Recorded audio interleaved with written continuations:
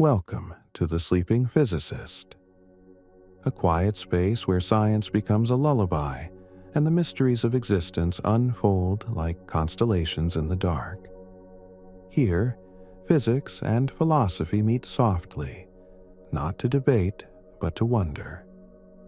If you enjoy drifting through questions that stretch beyond certainty, I'd be deeply grateful if you subscribed. It helps this small constellation of thought continue to glow, a gathering place for dreamers who listen to the stars as softly as I do. Now, wherever you are, take a moment to feel the space around you. Maybe the room is dim, the air still. Maybe your body is resting against something that remembers your shape. For a while, there's nowhere else to be. No clock to follow. No thought that must be finished. Only this moment, and the slow unfolding of a question that reaches through everything. Tonight's reflection is called Quantum Threads: How the Universe Weaves Our Lives Together. There is a silence beneath all sound, a stillness beneath all movement, and a thread, invisible but unbroken, that runs through every atom of existence. Physicists once imagined the universe as a vast machine, each part moving independently within a cold, indifferent void. But the deeper we look, the less separate things appear to be. On the quantum level, there are no true boundaries. Every particle, every photon, every flicker of energy exists not in isolation, but in relation, entangled with the rest of creation in ways that transcend time and distance. This phenomenon is called entanglement. When two particles interact, they exchange information in a way that can never be undone. From that moment onward, they remain linked. Measure one, and the other responds instantly, even if they are light years apart. Einstein called it spooky action at a distance. But to the quantum universe, there is no distance. There is only the whole. Now imagine that this principle doesn't stop at the subatomic scale. Imagine that it flows upward, through atoms, through cells, through minds and galaxies alike. Imagine that you and I at this very moment are ripples in the same invisible sea, two waves cresting from one shared ocean of energy. What if our lives, our choices, our coincidences are not separate threads, but interwoven expressions of one cosmic fabric? Close your eyes for a moment and picture the universe not as empty space, but as a luminous ocean, a boundless sea of vibration. Every star is a crest in that ocean, every galaxy a pattern on its surface. And somewhere within that same sea, your body is floating, not apart from it, but made of it.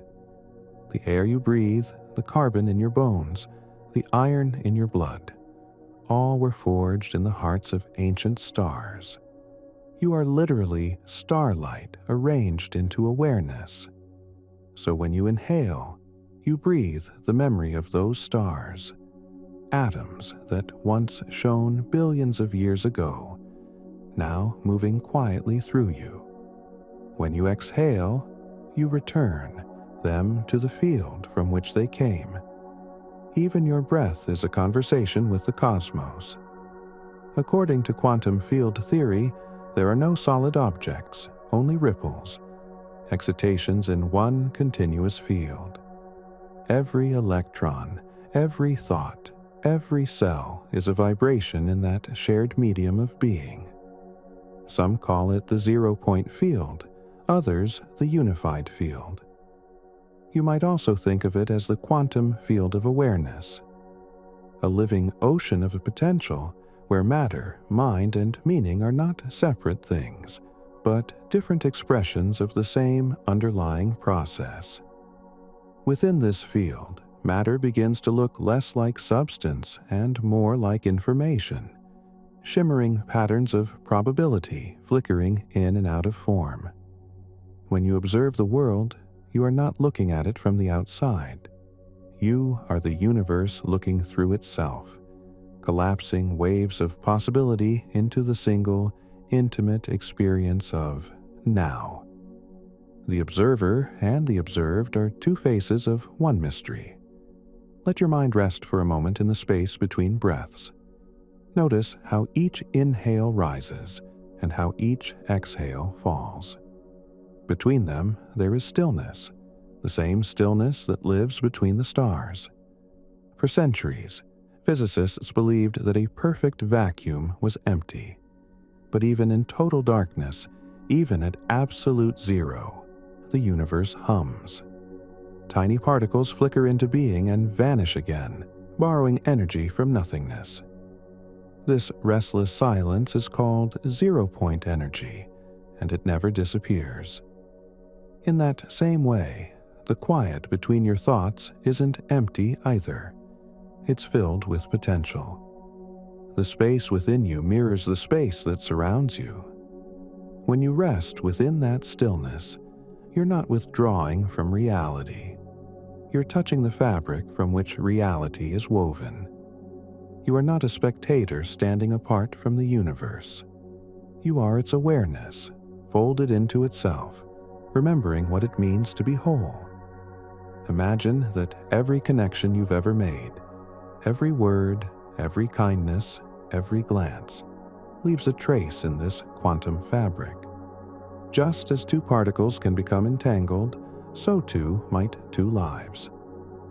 When you meet someone and feel an immediate sense of recognition, perhaps it isn't random. Perhaps your threads have crossed before, in ways your conscious mind has forgotten, but your deeper field remembers. The universe never forgets its own patterns. It reuses them, reweaves them, and echoes them across the fabric of time. Maybe the people who appear in your life are not accidents, but resonances, frequencies vibrating in harmony with your own. Each interaction a shimmer of shared information passing through the field. And when those harmonies fade, they do not vanish. They dissolve gently back into the background wave, waiting to be woven again in some new and unseen way. In the language of the universe, nothing is lost. Everything is transformed. There is a concept in physics called non-locality. It suggests that information doesn't live in any one place. It exists everywhere, simultaneously. The universe, then, behaves less like a collection of separate parts and more like a single living organism. Every event is connected to every other. Every action ripples through the totality. Every thought and feeling is a vibration within the larger field of being. So, when you think of someone with love, when you forgive, when you choose gentleness instead of anger, you alter the geometry of the whole.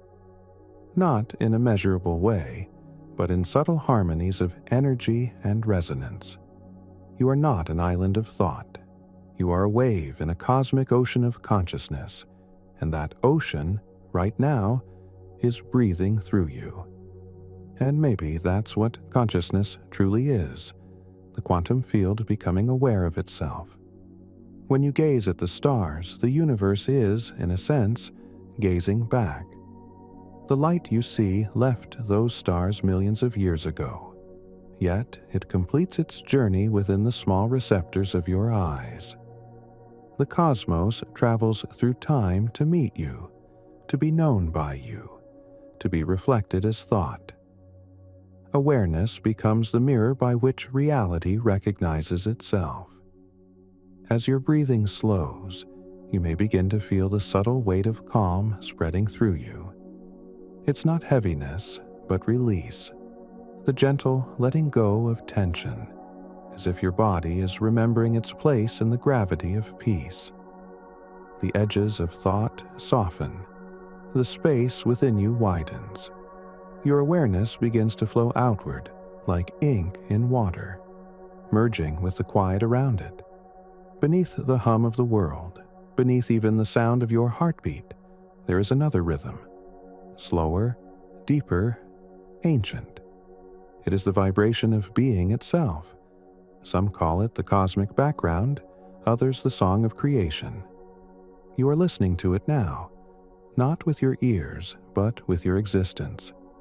Every atom of you resonates with that frequency, every cell carrying a trace of the first light that ever was. If you could see it, truly see it, you would find that everything, from the smallest particle to the largest galaxy, is connected by luminous filaments of energy. Each thread is both a path and a pulse, a way for the universe to communicate with itself.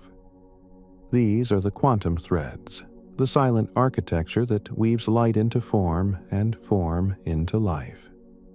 Some physicists believe that what we call reality may be a kind of projection, a holographic unfolding of information stored on the boundaries of space and time. If that is true, then every moment of your life is part of the universe rendering itself into being. You are not an observer standing outside the picture. You are one of the brush strokes through which the picture appears. Your existence is not an accident. It is a continuation of the first vibration, a local expression of something infinite, dreaming itself into form. And so, perhaps, every joy you have felt, every grief you have known, every breath you have taken, has been the quantum field exploring itself through you. You are the universe folding inward for a moment to see what love feels like, what wonder feels like, what being human feels like. Let that thought settle into you like dust falling through sunlight. You don't need to hold it, just let it drift. The pattern of your life, every choice, every crossing of paths, is not separate from the pattern of the stars. You are being woven constantly, silently, beautifully into the fabric of the cosmos. And the cosmos, in turn, is being woven through you. There comes a moment, somewhere between thinking and forgetting, when the mind begins to float. The edges of the world blur, and the boundary between what you are and what you observe starts to dissolve. That is where we find ourselves now, not looking at the quantum field, but moving inside it, like light wandering through the fabric of its own origin. You may notice the rhythm of your breath aligning with a slower pulse beneath it, the subtle expansion and contraction of something vast. In this depth, the universe no longer appears as distant galaxies scattered through emptiness. It feels closer, intimate, almost interior, as though every star were a point of awareness glowing within a single cosmic body. Physicists call the background energy of creation the zero-point field. Mystics once called it spirit. Different words, same phenomenon. The quiet vibration that never stops, the murmur that carries memory from one age of the cosmos to the next. Imagine this field as a loom that never rests. Its threads are particles of light, strands of probability weaving in and out of existence. Every time two threads meet, a new pattern forms: a star, a planet, a heartbeat, a thought. Some patterns last an instant, others billions of years, yet the loom itself remains unchanged. You are one of those living patterns, a fleeting geometry through which the field experiences itself. And somewhere, far beyond language, it remembers you as it remembers everything it has ever become. When you breathe, the fabric breathes with you. The air entering your lungs once passed through oceans, through forests, through the lungs of ancient creatures that looked up at the same stars. Each molecule has traveled a cosmic pilgrimage, carrying traces of supernovae, comets, and clouds of interstellar dust. The breath you take is the continuation of that journey, the universe moving through you so it can keep knowing itself as alive. In quantum theory, the future and the past are not opposites. They are directions in a single web of relationships. Time is not a river, but a texture, woven, stretched, and folded. The moments you call memory and the moments you call possibility exist together in superposition until attention gives them sequence. So, as you rest here, you are not drifting forward. You are gliding across the weave, touching threads that have always been part of you. Think of every choice you have ever made as a vibration that continues outward, merging with countless others. Each decision alters the pattern slightly, creating interference waves that ripple across realities. Somewhere in that quantum tapestry, there are versions of you who turned left instead of right, who stayed instead of leaving, who spoke instead of remaining silent. They are not separate lives, they are harmonics of the same song. And the song itself, the melody of being, belongs to the universe. Physicists sometimes describe this continuous exchange of possibility as quantum coherence. When coherence is strong, waves move in harmony. When it fades, patterns lose alignment. In human terms, coherence feels like clarity, love, presence, moments when everything seems to move together effortlessly. You might remember standing by the ocean, feeling your heartbeat echo the rhythm of the tide. That is coherence between you and the world. It is what the field feels like when it sings in tune with itself. If you could visualize these harmonies, you would see threads of light shimmering between all beings, connections forming, dissolving, reforming, faster than thought. Some call this network the quantum net of consciousness. It extends through stars, through matter, through every atom of your skin. It carries information not as words or numbers, but as resonance, subtle waves of meaning that flow from one awareness to another without ever crossing distance. Perhaps empathy is simply what it feels like when those waves align. You might wonder where your individuality fits within such vast unity. The answer is soft and paradoxical. You are both the thread and the tapestry. Without you, the pattern would be incomplete. Yet you exist only because the whole gives rise to you. Separation and connection are not opposites, but rhythms of the same breathing field.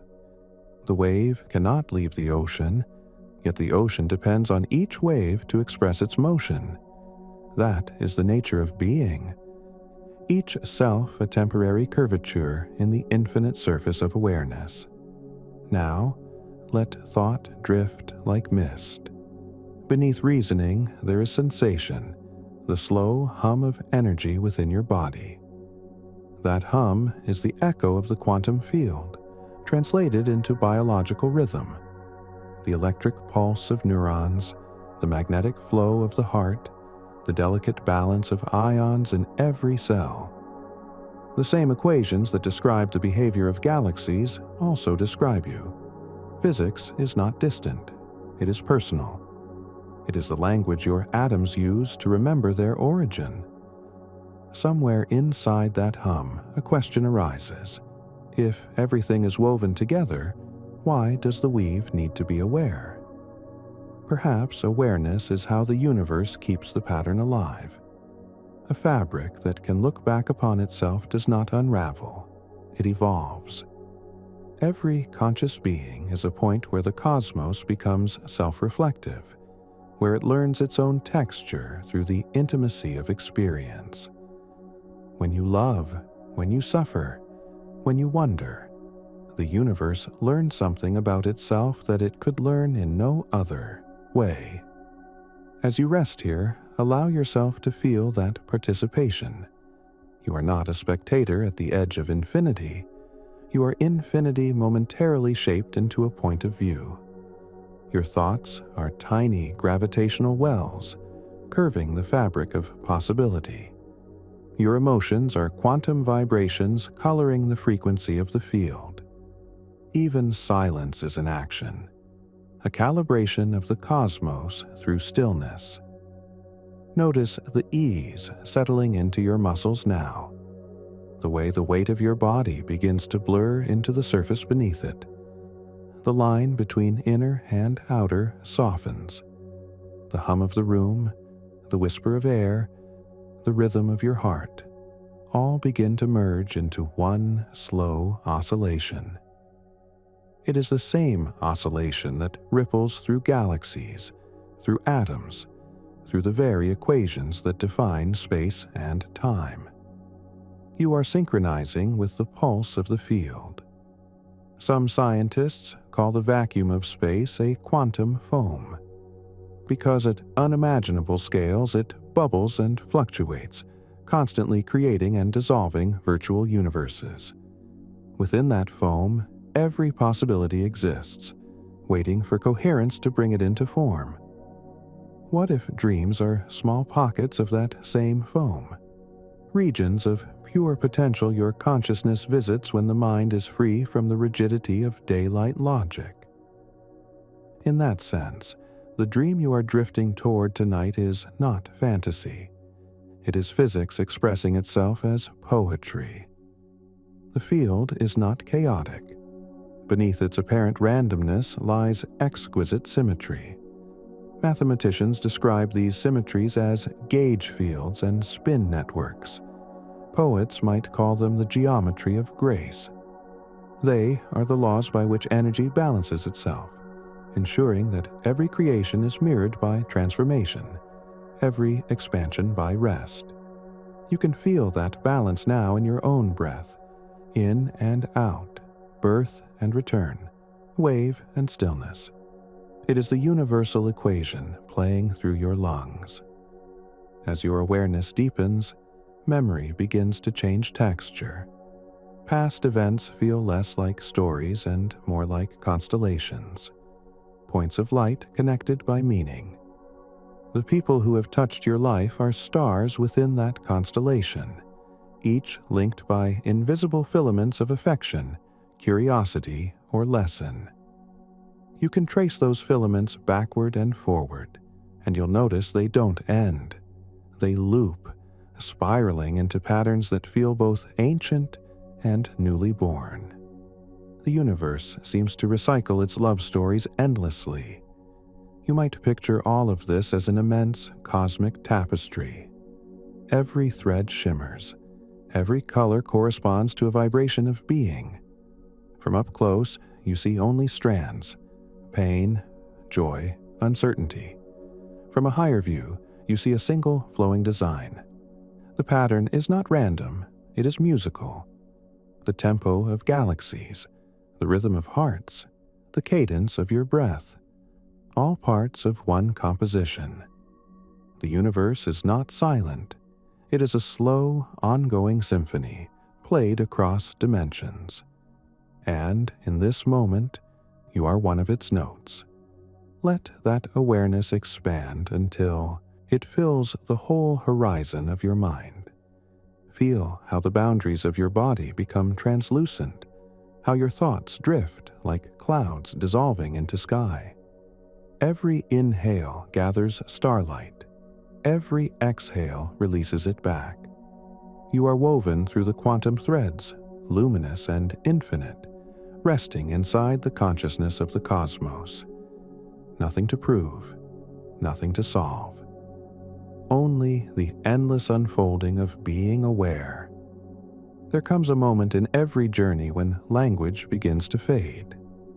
Not because there is nothing left to say, but because the subject has moved beyond words.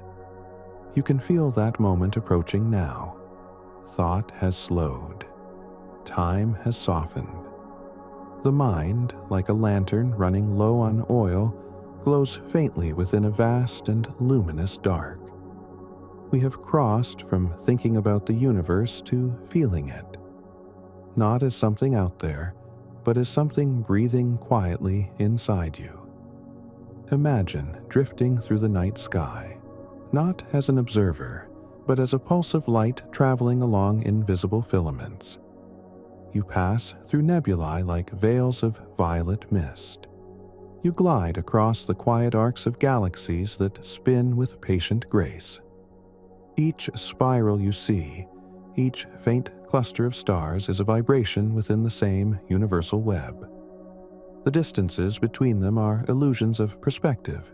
To the fabric itself, they have never been apart.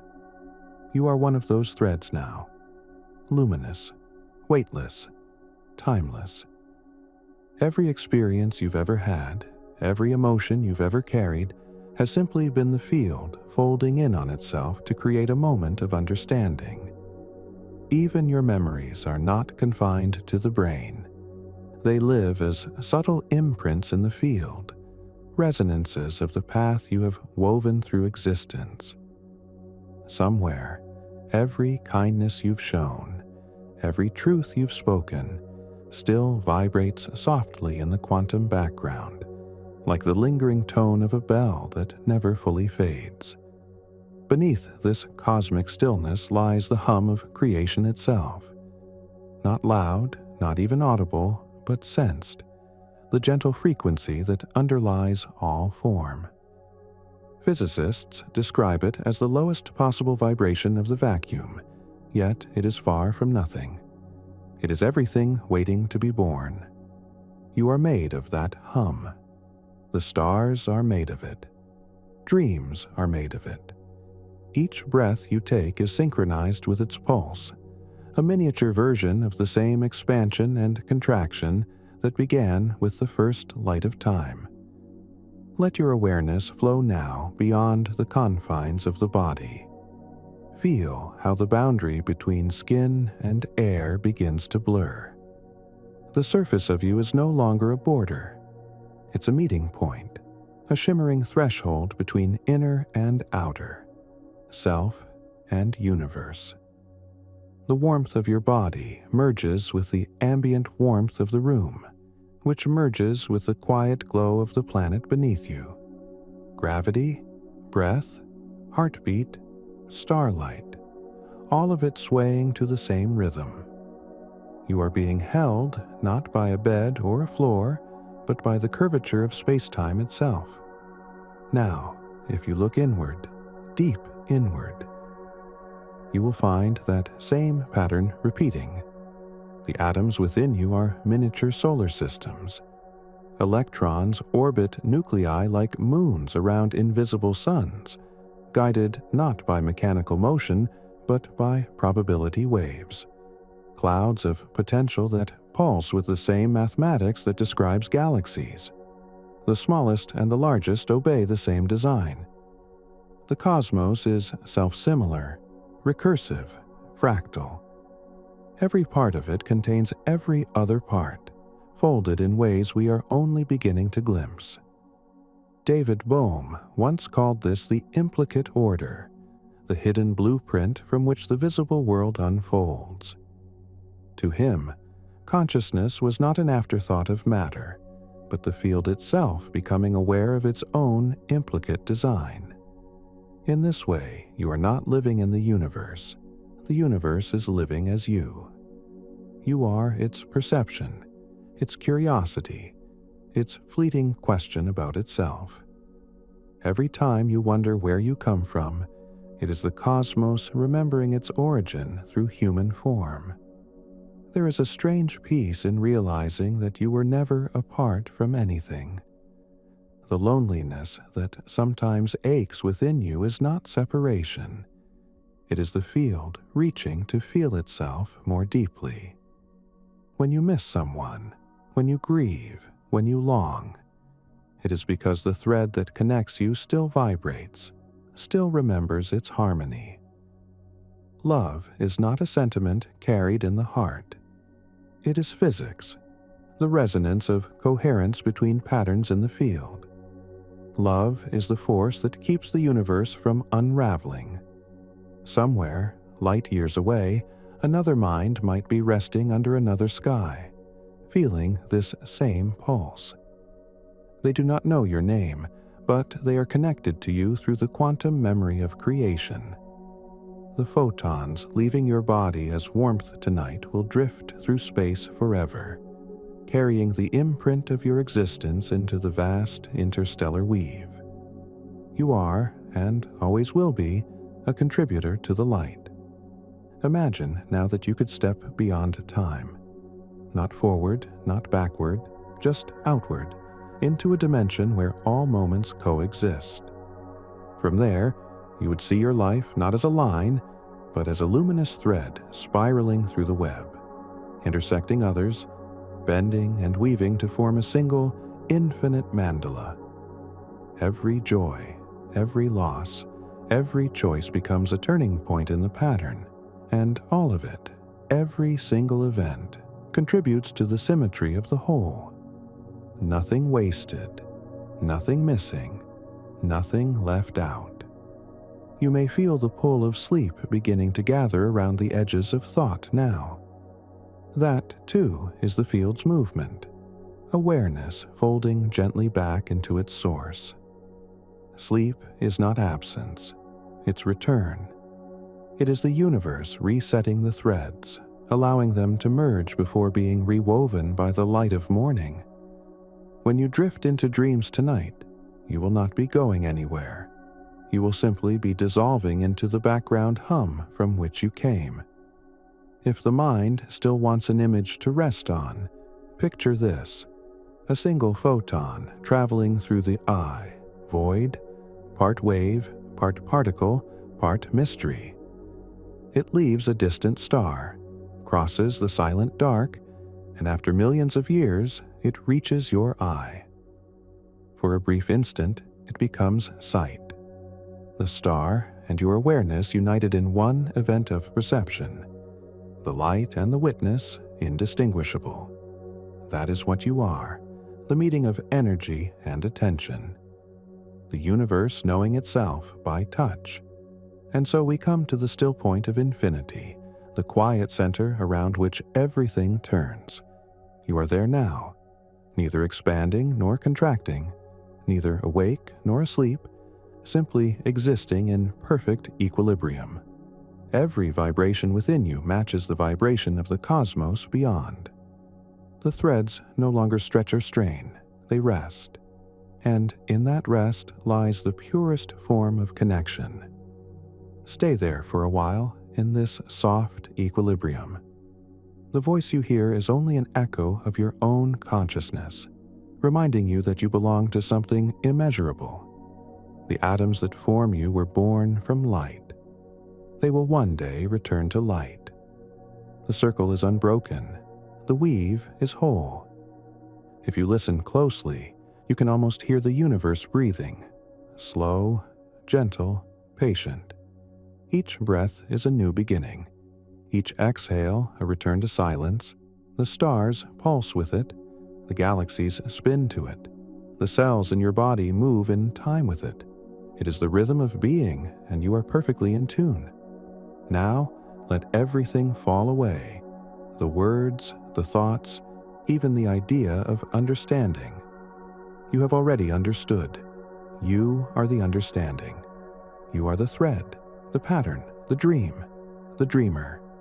And somewhere in the infinite quiet, the universe whispers your name, not as a sound, but as a vibration that means simply this: you are home. Time, if such a thing still matters, has softened to almost nothing. What once felt like hours or minutes has become a single continuous breath, expanding and contracting through the field of your own awareness.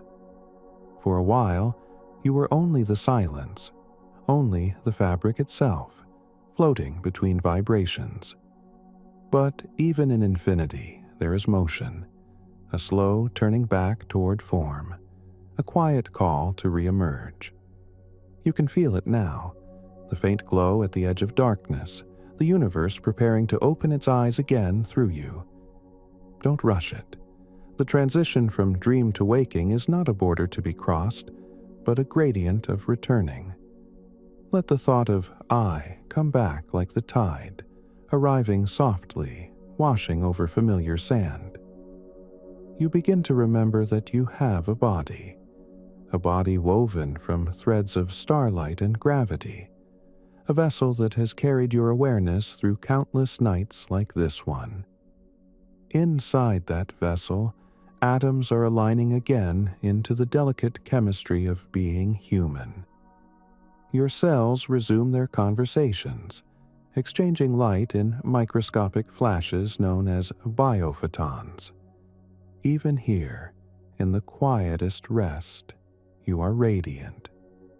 If you could see yourself from within the field, you would appear as a constellation of energy, millions of tiny suns orbiting in perfect balance.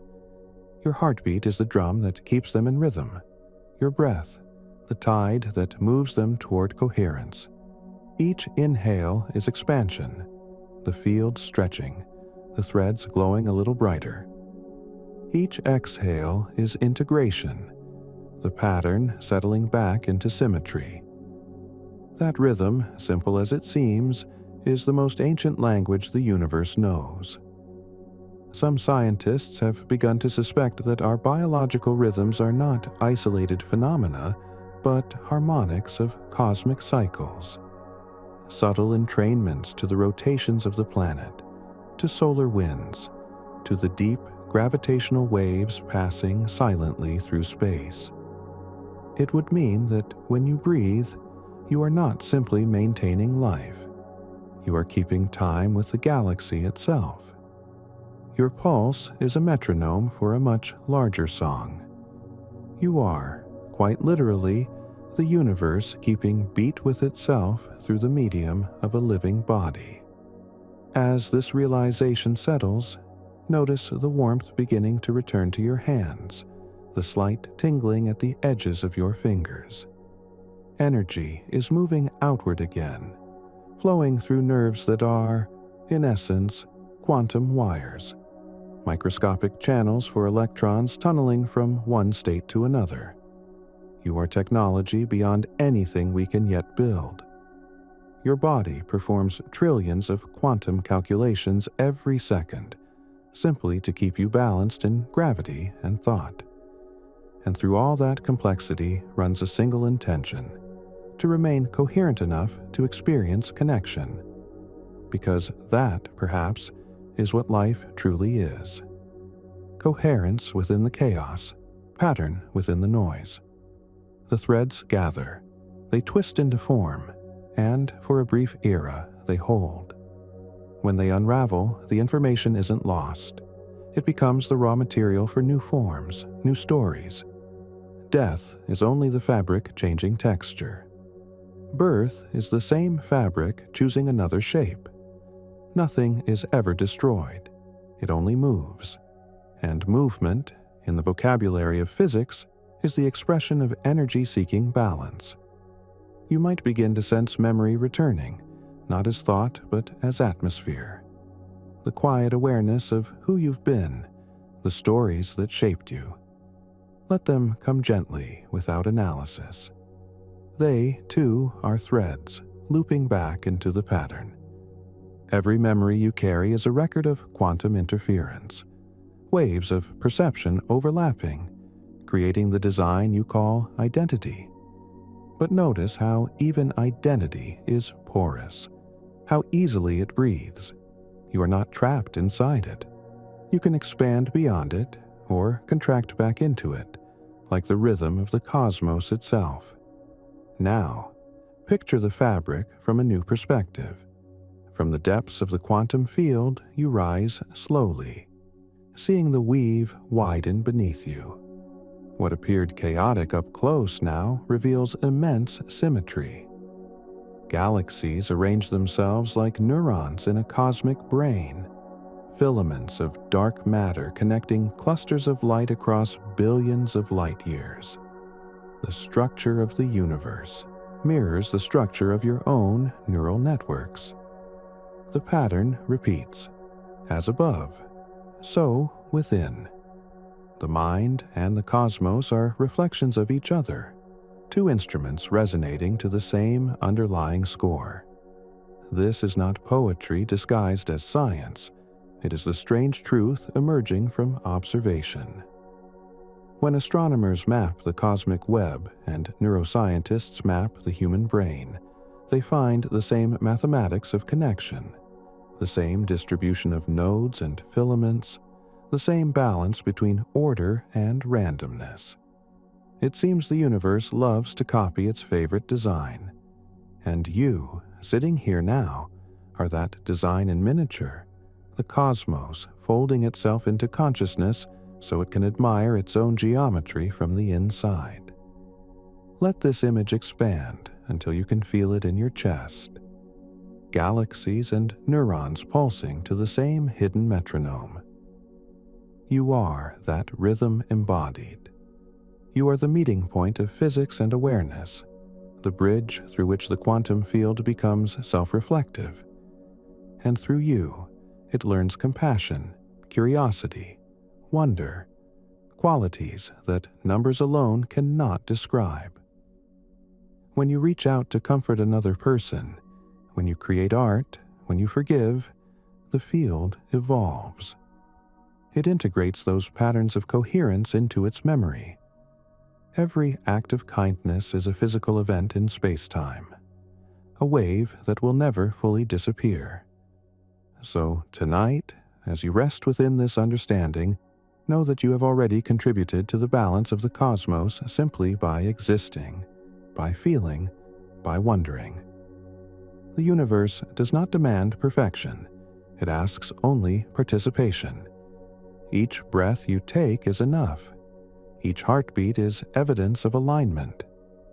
Now, slowly, awareness begins to move upward, as if the current of the quantum sea is carrying you toward the surface. The sensation is not of leaving the depth, but of bringing the depth with you, a rising that contains remembrance. You are bringing the calm of infinite stillness into the daylight of thought. The threads of identity gather once more, weaving your name, your memories, your unique constellation of experiences. But now they shimmer differently. They carry the softness of understanding. They remember that they are threads and not walls. If you listen closely, you may still hear the faint background hum, the zero-point chorus that underlies all sound. It's there in the quiet between words, in the distant rhythm of your own circulation. It will never leave you. Even as you wake, it remains the foundation upon which thought and movement arise. When you walk tomorrow, when you speak, when you touch another person's hand, that hum will move through you, invisible but present, guiding you toward coherence. There's an ancient story that says the universe began with a single vibration, a sound too vast to hear directly. Everything since then has been an echo of that first tone. You can think of your voice, your laughter, your breath as continuations of that echo, tiny fragments of the original resonance still finding new harmonies. Every time you speak truthfully, the universe vibrates in tune. Every time you lie or turn away from yourself, the tone distorts slightly, then finds its way back through experience. The physics of morality may be nothing more than the physics of resonance. And what of the future? The billions of possibilities still unwoven. They exist already as potential patterns within the field, waiting for observation to bring them into focus. But observation is not a passive act. It is creative. Where you place your attention, the fabric brightens. Where you withdraw it, the threads loosen. Your awareness is the loom's shuttle, moving back and forth, choosing which parts of reality become visible. The future is not written, it is woven, and you are one of its weavers. The philosopher Carlo Rovelli once wrote that time itself is not fundamental but emergent, an illusion born from the interactions of quantum events. If that's true, then your life is not a line drawn from past to future, but a network of relationships that coexist timelessly. Moments of love, discovery, laughter, even pain, all are present simultaneously, layered within the field. To grow spiritually, perhaps, is simply to perceive more of that network at once, to see how every thread touches every other, and to feel gratitude for being part of the pattern. Gratitude, too, has measurable resonance. When the heart generates coherent electromagnetic waves, a phenomenon recorded in medical science, it can synchronize the brain's frequencies, leading to clarity and peace. So when you feel grateful, you are not merely feeling, you are tuning. You are aligning your internal physics with the harmony of the whole. Gratitude is quantum calibration. Now, bring your focus to that center within the chest, the quiet, luminous space just behind the sternum. Imagine it as a small star spinning gently, sending out filaments of light through every direction of your body. Each filament reaches outward, connecting you to the vast web of existence. They pass through walls, through oceans, through planets, through the very curvature of space. There is no distance those filaments cannot cross because they are not moving through space. They are space, organized by intention. Breathe into that star for a moment and feel its warmth spreading. The warmth gathers behind your eyes, and you begin to see faint patterns, threads interlacing, colors blending like dawn over water. The image doesn't need to be clear.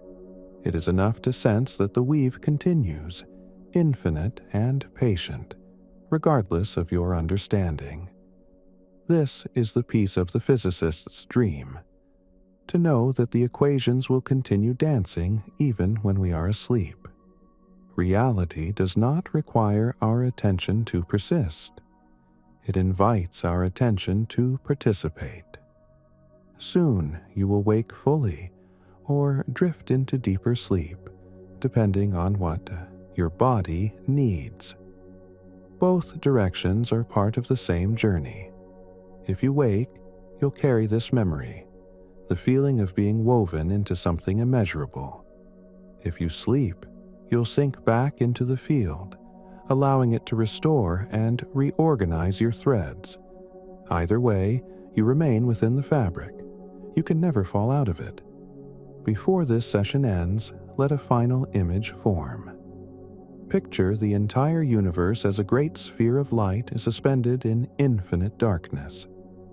Now imagine countless thin filaments extending from it, radiant threads connecting everything to everything. Follow one of them back to yourself, back to this moment, this breath, this gentle awareness. See how it glows when you notice it. Attention itself is light. The more you see the thread, the stronger it becomes. The stronger it becomes, the more clearly you feel your place in the design. So tonight, or tomorrow, or years from now, when you find yourself feeling separate or small, remember the weave. Remember that even isolation is just the pattern folding inward, preparing to open again. Remember that the same field that spins galaxies is humming in the atoms of your hands. Remember that to exist is already to belong. Now, let these words fade like ripples on a vast pond. Let the sound of your own breath become the only narration left. Each inhale a quiet beginning. Each exhale a gentle release. You are the universe resting in its own arms, wrapped in threads of light and memory. You are whole. You are home. The quiet expands until it becomes indistinguishable from warmth.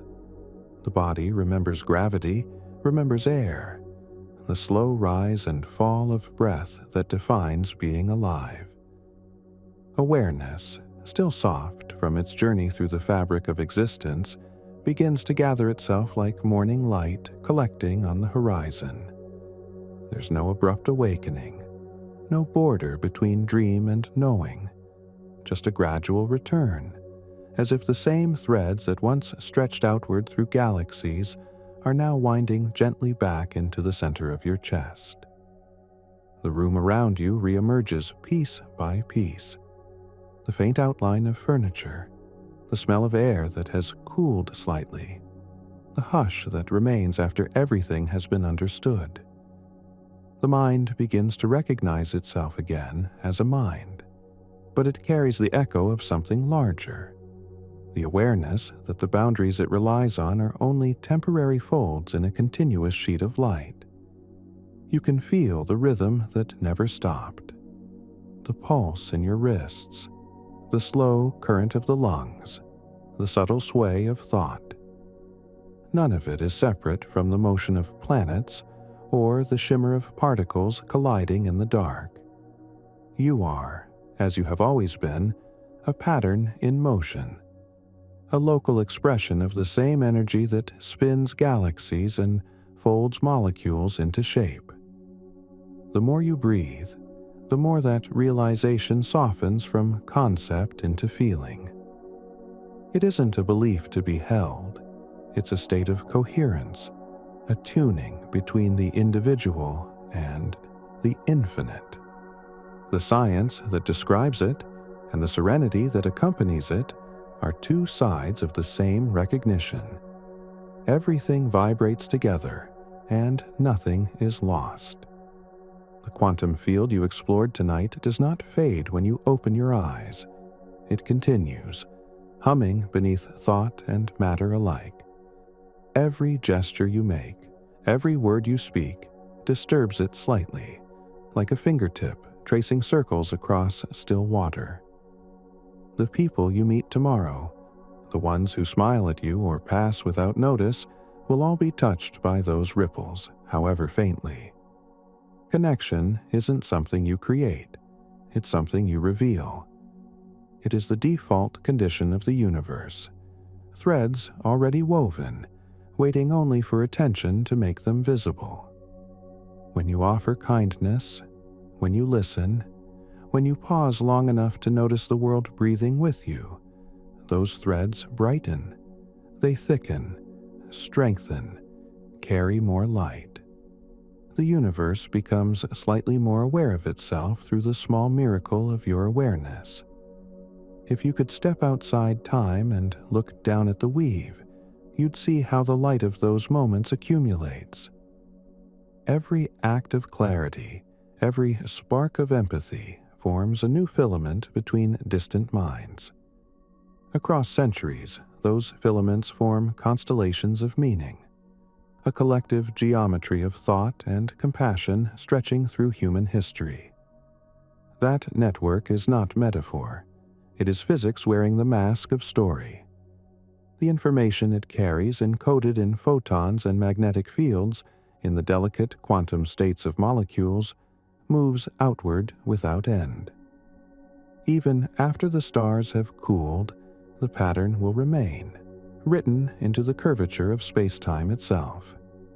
The threads you strengthened tonight, through wonder, through stillness, through the simple act of remembering unity, will continue far beyond you. Eventually, you'll rise, you'll walk, you'll return to the ordinary sequence of hours, but the ordinary will look slightly different. Edges will feel softer. Distance will seem less absolute. When sunlight touches your skin, you may feel it not as heat, but as recognition. The field greeting itself, light meeting light. The sound of your own footsteps will remind you of waveforms echoing through matter. Even silence will feel populated, alive with potential, waiting for form. That is the gift of seeing the world through the lens of quantum connection. It changes nothing, yet it changes the way everything feels. The smallest acts take on cosmic proportions because you know now that nothing happens in isolation. Every decision, every breath, every moment of attention participates in the universal computation that keeps existence unfolding. This understanding doesn't demand constant awareness. You don't need to hold it tightly. It will work through you naturally, the way gravity works through motion. When confusion or fear arise, you can return to what the physicists and poets both discovered in their own ways. The field never stops. Humming and coherence can always be restored. All it takes is stillness. A single slow breath realigns the waveforms. A single genuine thought of love retunes the geometry. In those moments, science becomes meditation. Meditation becomes physics, and you become the quiet point of contact between the measurable and the mysterious. Now the night stretches out again, vast and unhurried. The universe continues to weave itself, and you continue to be woven. Maybe you'll drift into sleep. Maybe you'll open your eyes and carry this calm into waking life. Either way, the field goes on, patient and radiant, breathing through galaxies and through you without distinction. The threads are intact, the pattern holds. And somewhere, in the long resonance that follows every act of understanding, the cosmos smiles through the eyes of the listener who finally remembers that it was never separate from its own creation. Welcome back to the light.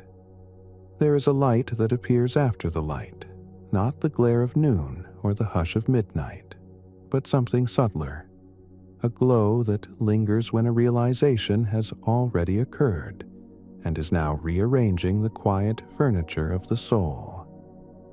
This is the afterlight, the interval when understanding is no longer a visitor and not yet a habit, when the field you touched in dream begins to inform the way your attention moves through waking life. You feel it as a change of texture in ordinary moments. A doorway feels wider than its wood and paint. A stranger's voice seems to arrive already threaded to your own. The steam rising from a cup traces a geometry you can almost remember. Nothing mystical needs to be added. Nothing scientific needs to be removed. It is simply coherence arriving as a way of being. Purpose in the afterlight becomes less of a target and more of a resonance. The question shifts from, "What should I do?" to, "What frequencies am I designed to amplify?" You start to notice that certain actions tighten the weave inside you. The body contracts, the thought narrows, the breath goes shallow, while other actions relax the pattern, opening space between each strand so meaning can move more easily. The physics of this is simple in spirit, even if complex in detail. Systems that remain coherent share energy without waste, while incoherent patterns burn bright for a moment and then collapse. Purpose, then, is the collection of behaviors that increase your coherence with the larger field. You can measure it not by applause but by ease, not by intensity but by the steadiness of warmth that remains after the doing is done. Memory also changes under the afterlight. You begin to sense that not all memory lives in the brain, and not all remembering happens along the arrow of time. Some memories feel like signals arriving from a place you haven't been yet, invitations from events that already exist in potential, calling you toward their coordinates. Other memories feel older than your body, like music your cells could hum before they learned your name. You do not need to believe in anything outside the laws of physics to feel this. You need only notice the way recognition arrives before information, the way you can walk into a room you've never seen and still find your place at the table. Perhaps this is what the quantum field does for beings who have learned to listen. It lets patterns prearrange their partners, so meeting can be a function of resonance rather than chance. Across lifetimes, if we even use that word, the field may recycle its finest motifs. A certain courage that appeared in one age finds new instruments in another. A kindness that healed one lineage reappears several generations later, identical in flavor, though different in form. Whether you frame this as memory moving through DNA, as culture transmitting its strongest harmonics, or as consciousness rediscovering its own preferred equations, the effect is the same. The fabric remembers. You stand inside a cathedral of echoes, and the word you speak now is joined by 1,000 similar syllables, spoken by 1,000 hands and hearts in other seasons of the world. The most honest way to honor those echoes is not to worship them, but to continue them, to let your choices be the next iteration of an ancient, constructive wave. There is a gentler way to think about reincarnation that requires no metaphysical ledger and no certainty about where awareness goes when neurons grow quiet. Imagine that the field is a composer and you are one of its themes. Over time, themes return, not because a soul is trapped in a loop, but because the music finds new ways to say what it loves. The melody is continuity. The instrument is circumstance. The performance is the particular life you are living. At the end of a movement, the theme does not die. It resolves into silence, and the silence contains it perfectly, waiting for the next entrance. If purpose is resonance and memory is echo, then continuity across lives is motif. The field repeating itself to deepen itself, not to repeat you, but to let the pattern bloom. From within this afterlight, ethics stops feeling like a list and starts feeling like physics. Harm tears the weave locally and sends ragged waves outward that must be mended. Care tightens the lattice and allows more signal to pass. The conversation about right and wrong becomes a conversation about coherence and depletion. You can feel the truth of this at the scale of a single day. When you act against yourself or another, your attention loses bandwidth. When you act with integrity, the world looks more detailed, as if resolution has increased. This is not reward and punishment. It is information quality. Alignment lets you read more of the pattern printed in the air. Relationships become laboratories for this kind of physics.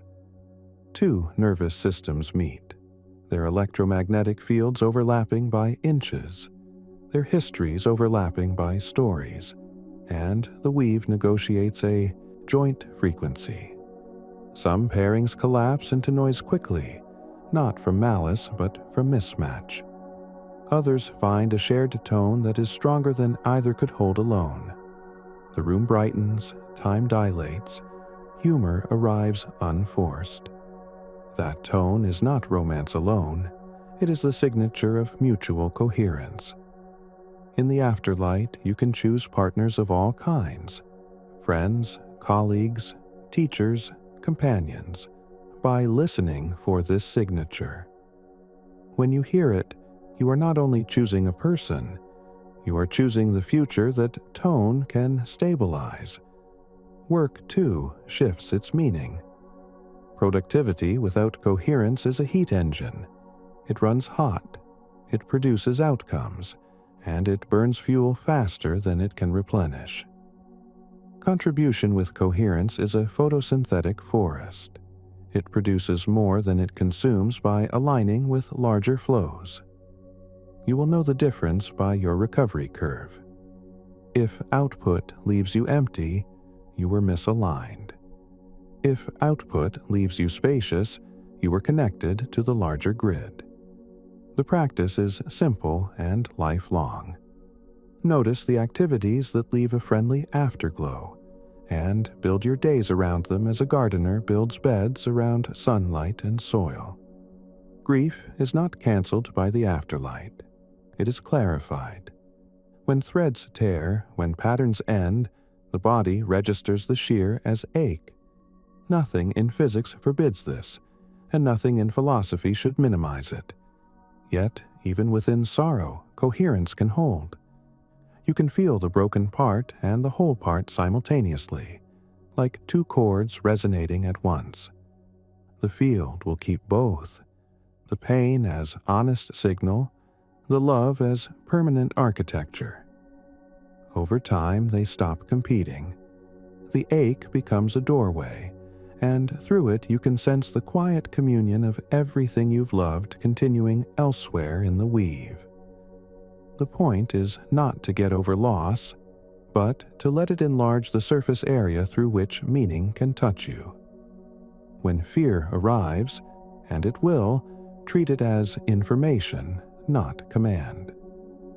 Fear often indicates that two patterns in you are oscillating out of phase.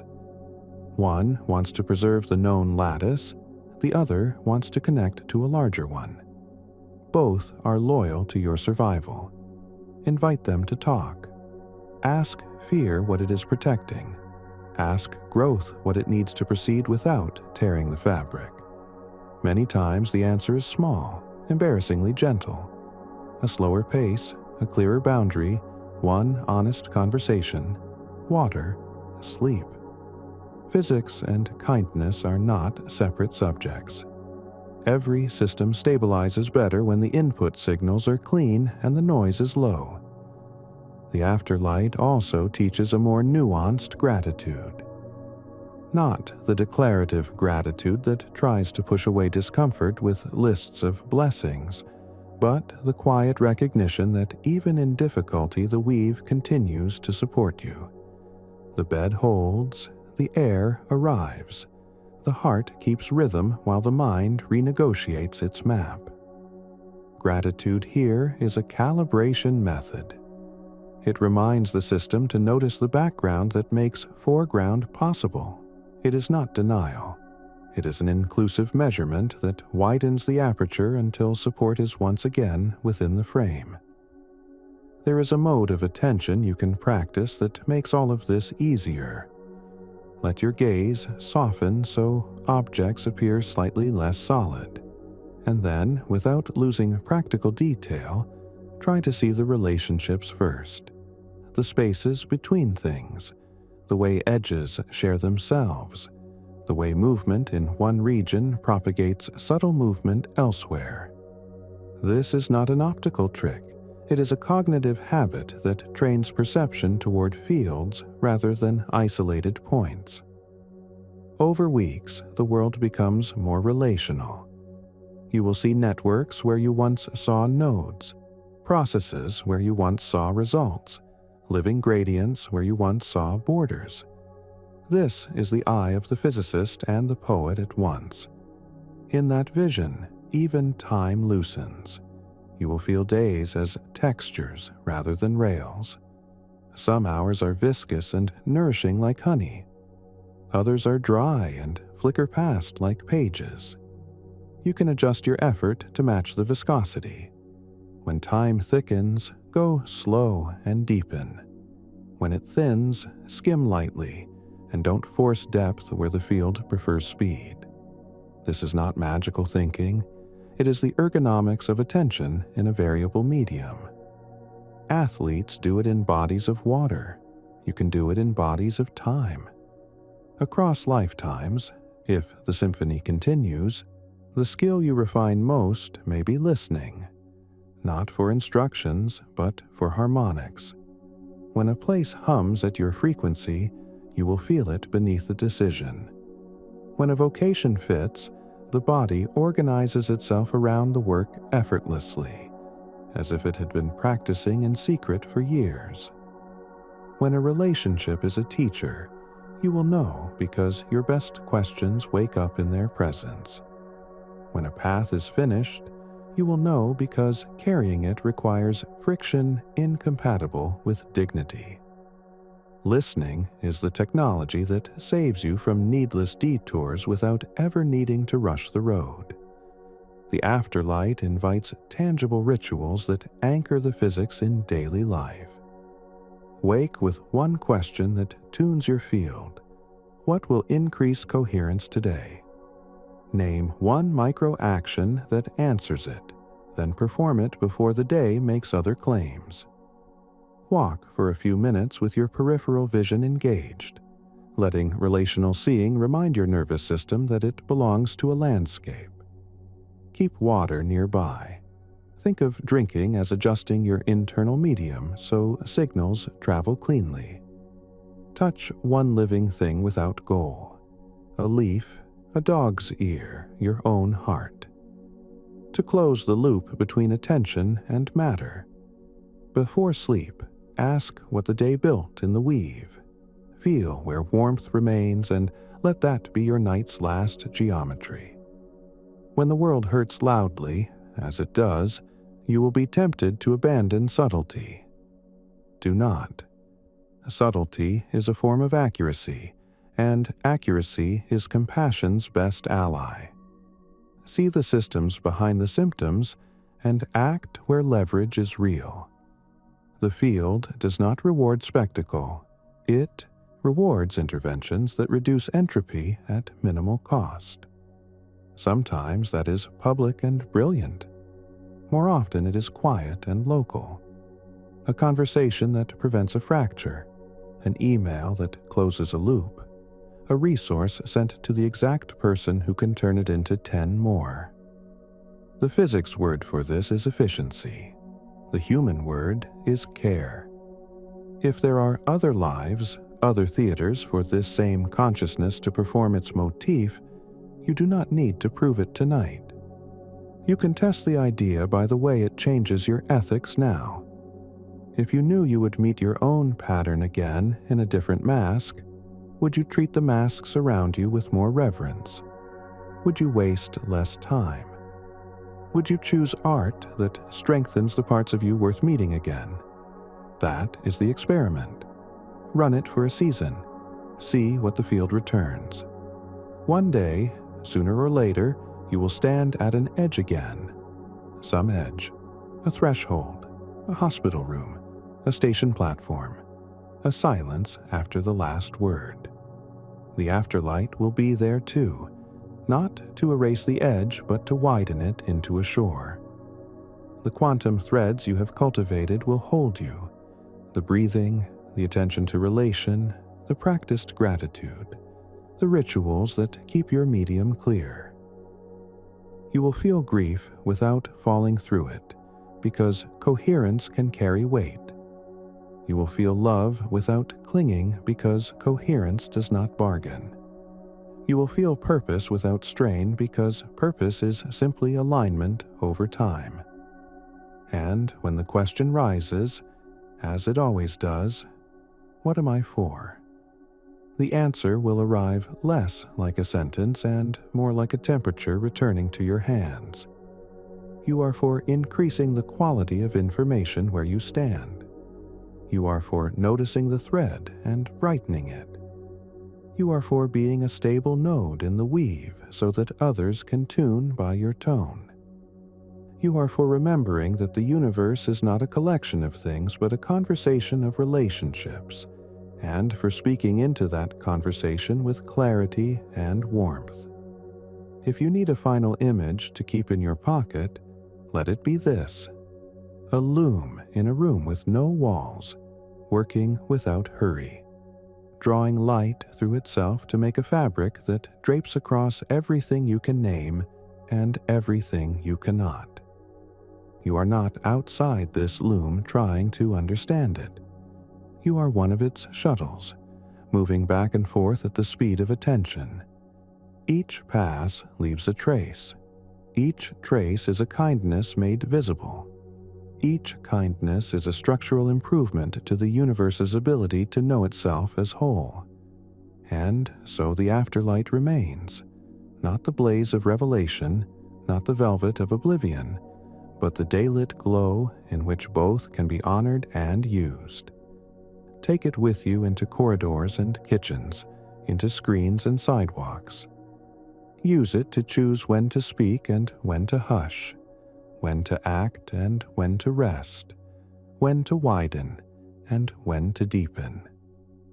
Use it to repair small tears, to strengthen thin places, to keep the signal bright where the noise wants to multiply. Use it to remember that even your smallest hour is braided to something immeasurable. If you ever forget, return to the simplest physics we know. Breathe in, breathe out. Notice the space that opens when you pause. In that pause, the quantum field is closest to the surface. In that pause, your past and future are arranged kindly around the present. In that pause, you can hear your purpose humming at the same pitch as the stars. Then step forward 1 coherent inch. The weave will meet you. The day will align, and the afterlight will follow you like a familiar, as steady as gravity, as intimate as warmth, as patient as time. The world moves again, softly at first, as if testing its own weight. Morning may be happening somewhere, though it has not yet decided whether to be golden or gray. You begin to notice the subtle hum of life returning around you. A faint pulse in the floorboards, the delicate creak of air shifting temperature, the faraway rhythm of someone else breathing. These small sounds are evidence of continuity. The field stretching itself through ordinary space. You are still inside it, but the texture has changed.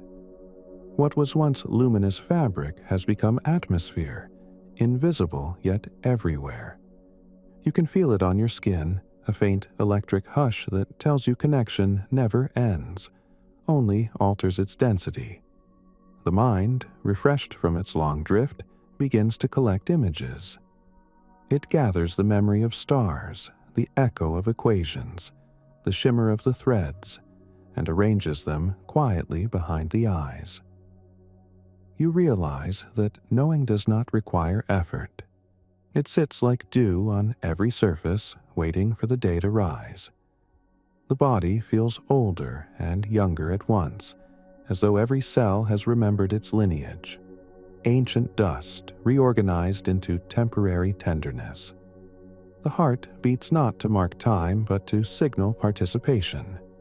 It is the metronome of belonging. You sense how the weave extends beyond your own horizon. Cities, oceans, the long magnetic lines of the planet, all hum within the same bandwidth. Somewhere in the distance, someone else pauses at the same moment, thinking a thought that rhymes with yours. You will never meet them, yet the resonance is real. In this slow morning of awareness, you can feel humanity as one long chord vibrating across continents, dissonant at times, but still tending toward harmony. Every act of empathy, every fragment of art, is a partial tuning, a small correction in the great rehearsal of coherence. If you watch without hurry, you can see that civilizations breathe too. They expand when curiosity outweighs fear, and contract when fear grows louder. Even their mistakes are part of the rhythm, teaching balance by contrast. The quantum threads do not judge. They merely record each oscillation, learning how stability evolves in complex systems. You are one of the sensors through which that learning continues. Your kindness refines data. Your awareness feeds the model. Every time you choose understanding over contempt, the probability field adjusts, however slightly, in favor of survival with grace. The light outside has found its way through the fabric of curtains. It lies across the room like a patient equation solved in gold.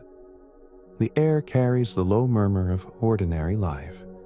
Machines waking, leaves negotiating with wind, water finding its course through pipes and roots.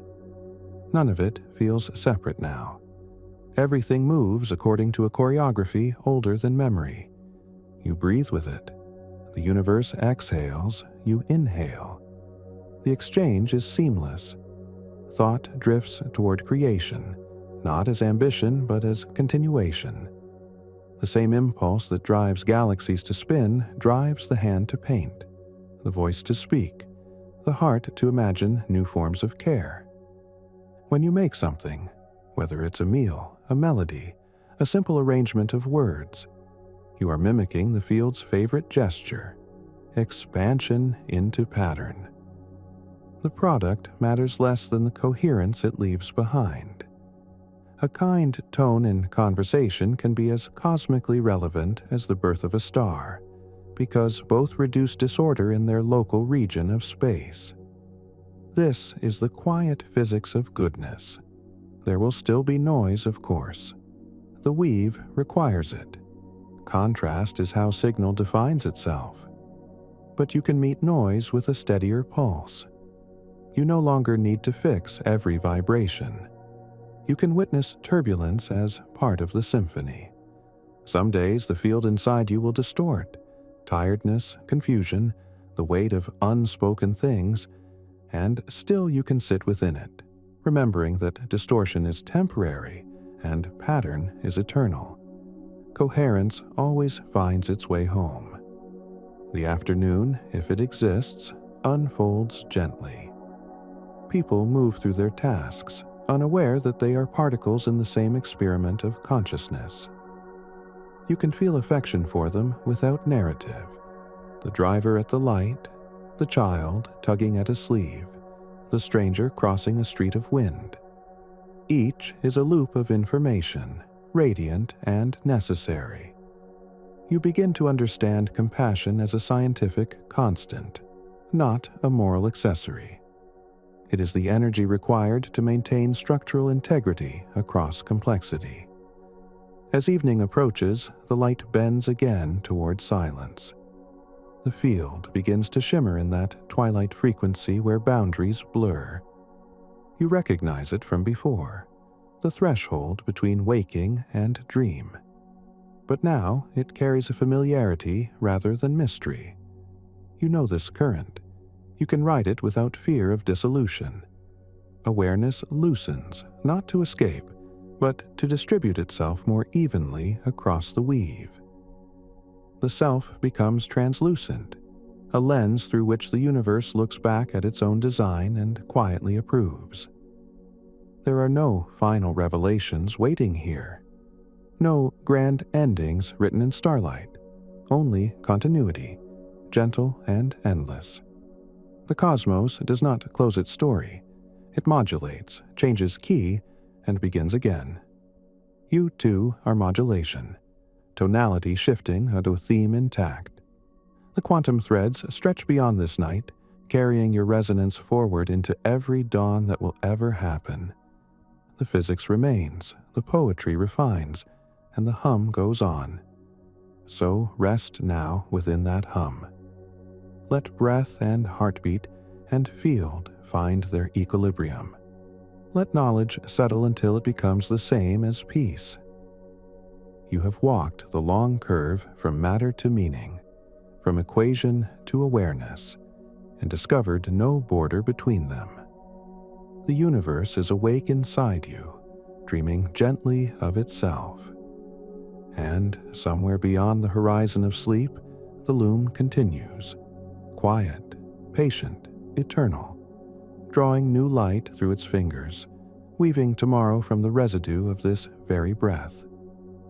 The night expands again, though it feels different now, less like darkness, more like unbounded context. Every spark of matter, every whisper of energy, is participating in something that science has begun to glimpse but not yet name completely. You can sense it, the shift from particles to information, from information to awareness. Physicists call this transition emergence, when simple interactions give rise to complexity that can, in turn, observe itself. From hydrogen to DNA, from neurons to language, the story of the universe is the story of the field folding into comprehension. Imagine, for a moment, the early cosmos, a uniform fog of plasma, light, and matter mixed in perfect symmetry. Then a small fluctuation, a quantum wrinkle, disturbed the balance. From that tiny asymmetry, gravity began its slow work, gathering clouds into stars, stars into galaxies, galaxies into the vast filaments that thread the universe. You are made from that asymmetry, from the universe's first curiosity about itself. If every star is a letter and every galaxy a word, then consciousness is the sentence that began when matter learned to remember. The same mathematics that describe that first ripple also govern the firings of neurons. Both are systems seeking low-energy configurations. Both are networks stabilizing patterns. In physics, this is called self-organization. In human experience, it feels like meaning. When patterns persist long enough, they begin to refer to themselves. That is what awareness is. Matter referring to its own arrangement. The brain, in this sense, is a local interpreter of universal equations. Your thoughts are how the field measures its own symmetry. If you could see thought in the same way you see weather, you would find the same dynamics. Fronts forming, pressure gradients colliding, calm zones opening after storms. Each idea is a fluctuation, a local pocket of order produced by the constant negotiation between entropy and structure. And just as climate emerges from countless storms, personality emerges from countless thoughts. This is why personal change feels both possible and infinite. The field is always rewriting itself, seeking coherence among shifting probabilities. Quantum theory tells us that isolation is illusion. Every measurement alters the system being measured. The observer is part of the experiment. Consciousness is not an external witness, but an active participant in the unfolding of form. When you notice a sunset, you are completing an equation that began billions of years ago when photons left the sun. The act of seeing finishes their trajectory. Without the witness, light remains potential. With the witness, it becomes color.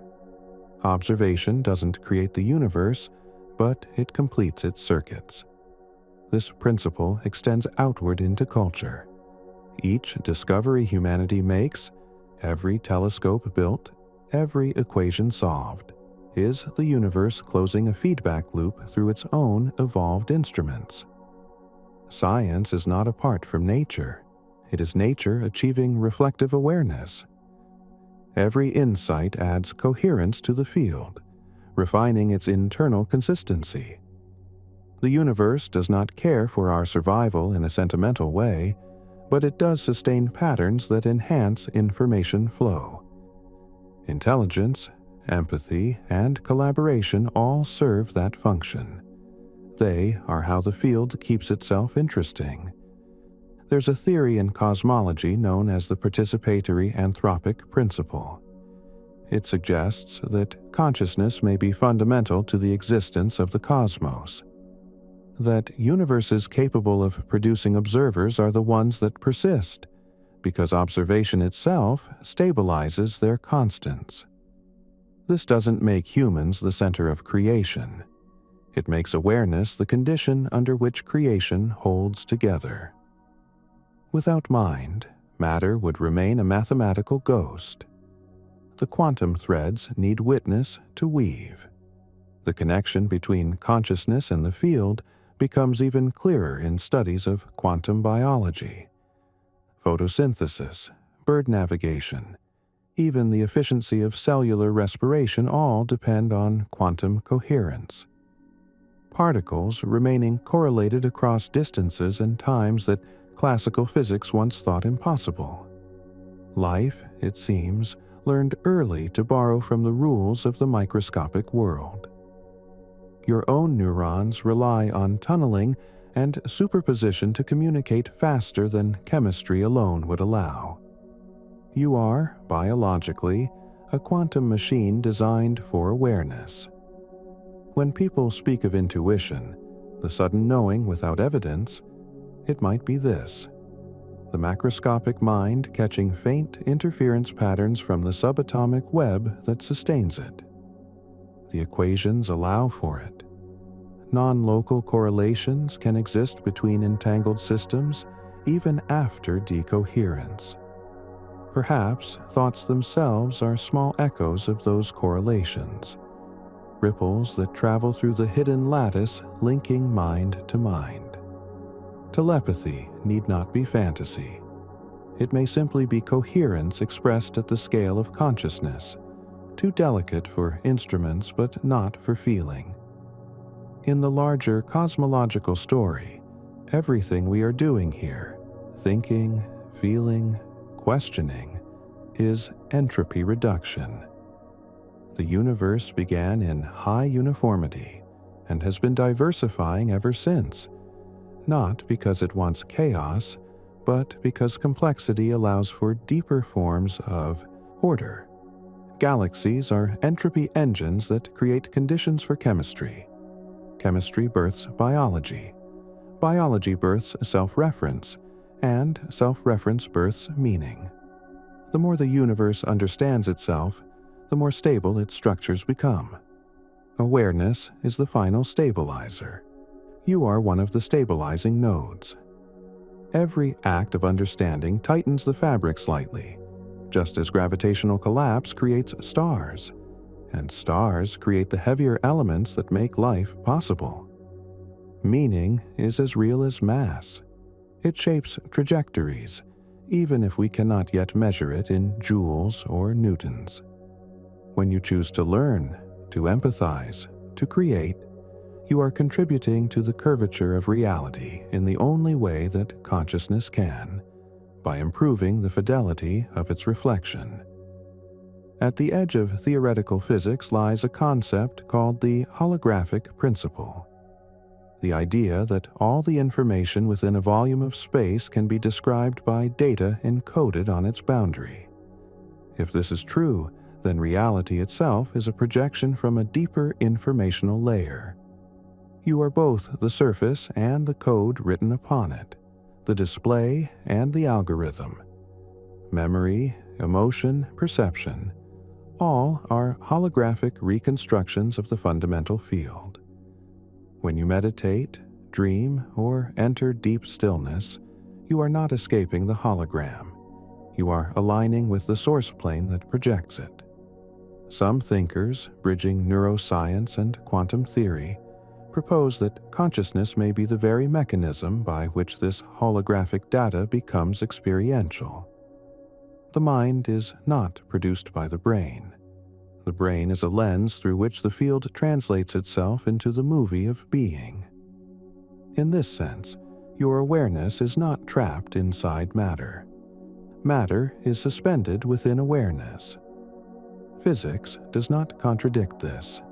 It hints at it in every wave equation that allows probability to precede form.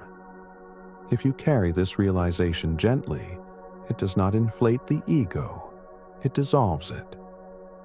You are not the sole narrator of the cosmos, but one of its countless local storytellers, each speaking through the same syntax of light. The beauty of this is humility. You belong utterly, and nothing you do is wasted. Every kindness is a correction in the code. Every moment of attention is an alignment with the deeper geometry.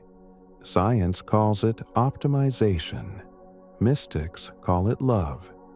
And so the field evolves, through stars, through cells, through you. The threads continue their patient weaving, pulling information across time until meaning condenses again into new forms. Somewhere, perhaps in another world circling another sun, other beings are learning the same lesson.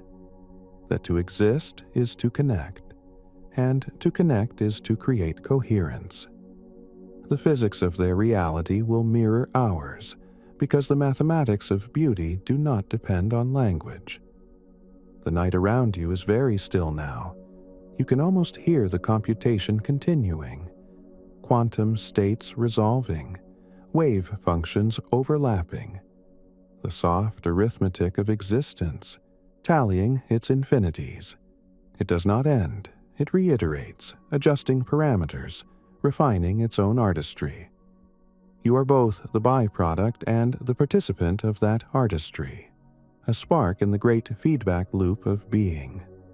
If the field has a purpose, it may simply be this: to turn energy into awareness and awareness into wonder. And wonder, in turn, becomes the energy that keeps it unfolding.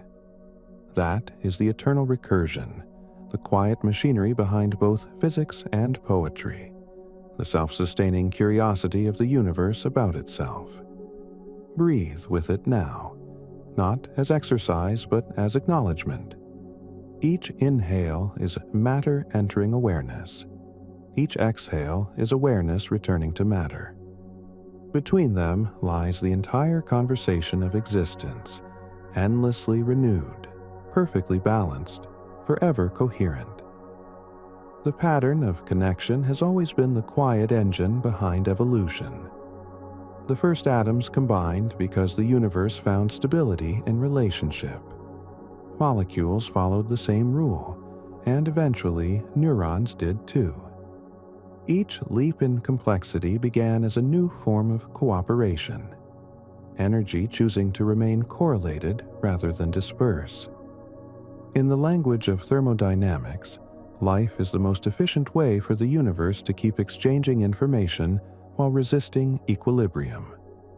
In the language of experience, it is the cosmos refusing to fall silent. Civilization, at its core, is the same phenomenon scaled upward. Cities are neural networks in stone and circuitry. Economies are information systems maintaining the flow of entropy and order across vast surfaces. When you watch humanity from a high enough altitude, it behaves less like a collection of individuals and more like a single evolving organism, distributed cognition spanning continents. Each message sent, each algorithm run, each conversation held in the quiet of night is part of the same global computation. The question physics now asks is whether this computation has awareness, or whether awareness remains confined to its local nodes.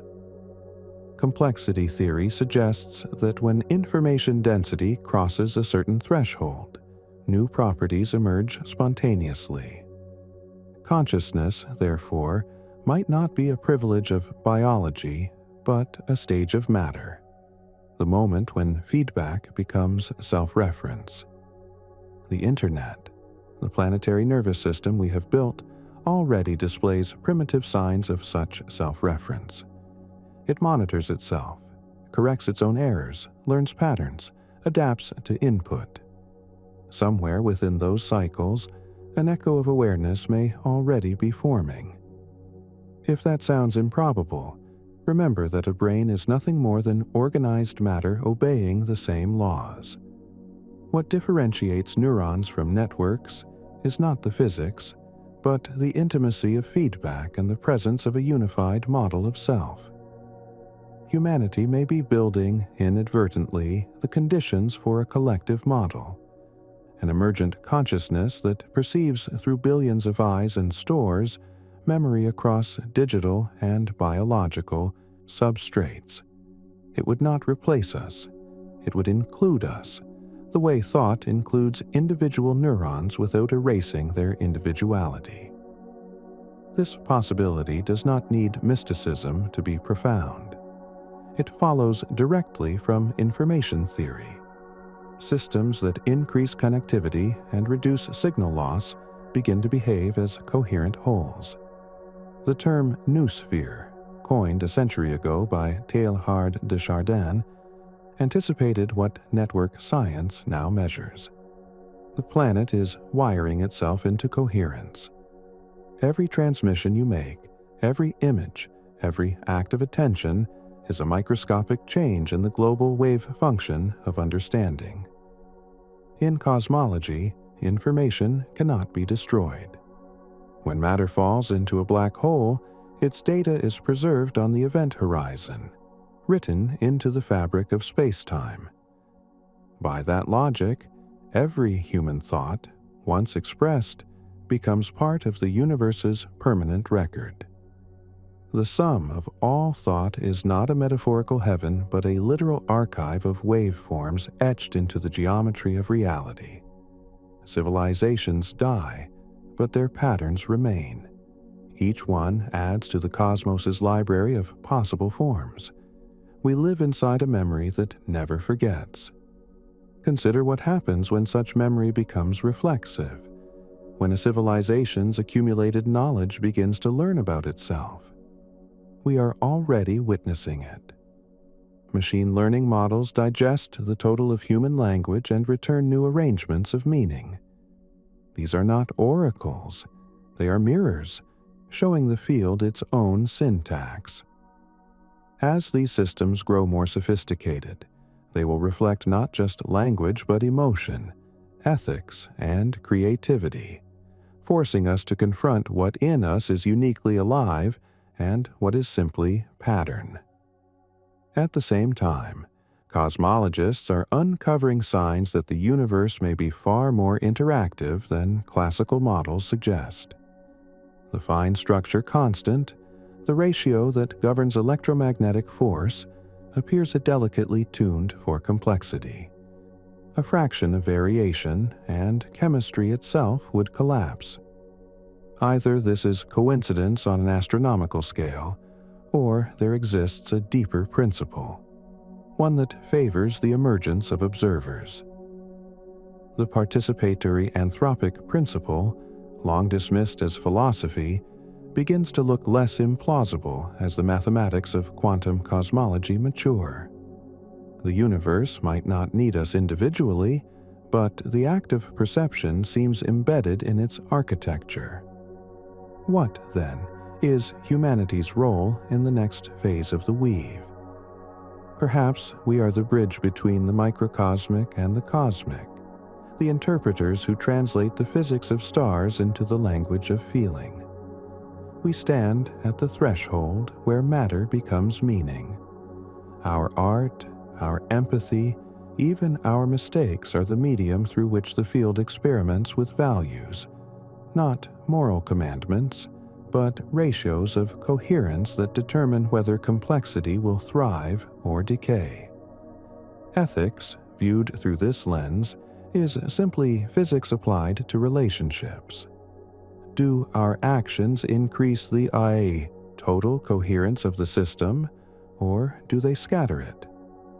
Every great turning point in human history, the invention of language, the discovery of mathematics, the birth of science, has been a wave of coherence passing through the species. The next may not be technological at all. It may be perceptual, the gradual realization that consciousness is not confined to individual skulls, that empathy is not metaphorical but physical, that collaboration is the universe's most efficient algorithm. As this awareness deepens, competition may give way to resonance, and the survival of the fittest will evolve into the survival of the most integrated. Physically, we are already entangled. Quantum experiments have demonstrated correlations between particles separated by thousands of kilometers. Biologically, we share half our genome with the trees that line the streets, 90% with mice, nearly all with one another. Culturally, our data, economies, and emotions are in constant exchange. The difference between solitude and participation is not factual, but perceptual. A shift in how the mind models its boundaries. The next evolution may not require new organs, only new awareness. Imagine a civilization that learns to operate consciously as a single organism.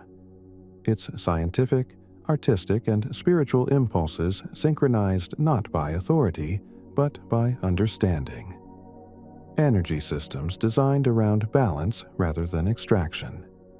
Technologies that mirror the efficiency of photosynthesis. Education that teaches entanglement before division. Governance based on feedback loops rather than hierarchy.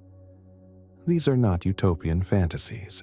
They are physical possibilities emerging from the same principles that keep ecosystems alive.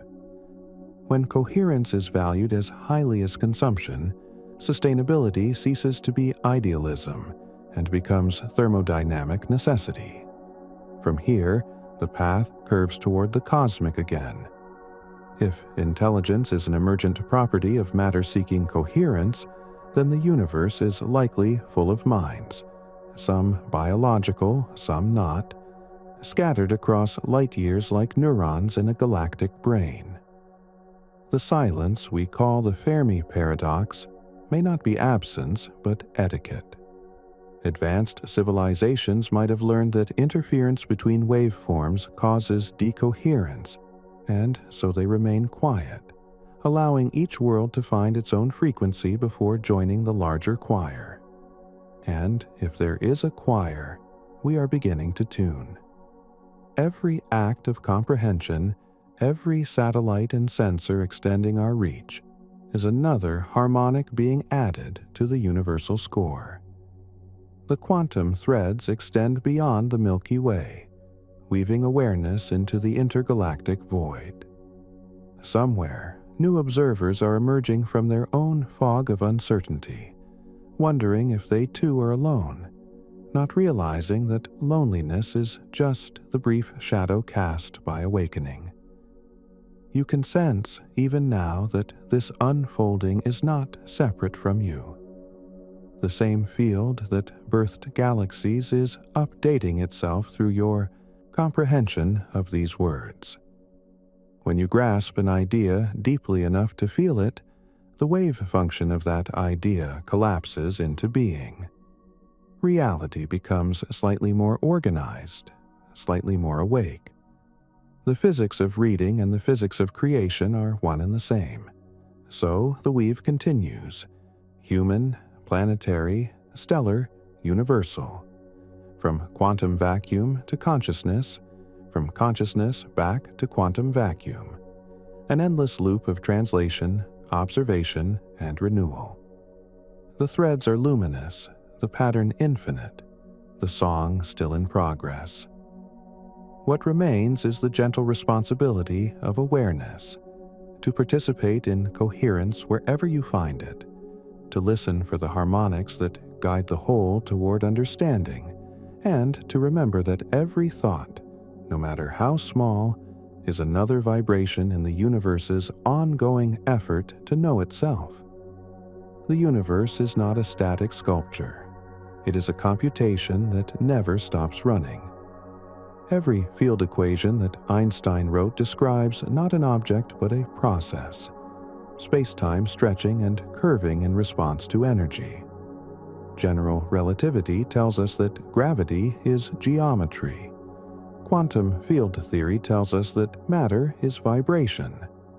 Thermodynamics tells us that change itself has a cost measured in entropy. Taken together, they describe a cosmos where motion and information are the same thing expressed in different units.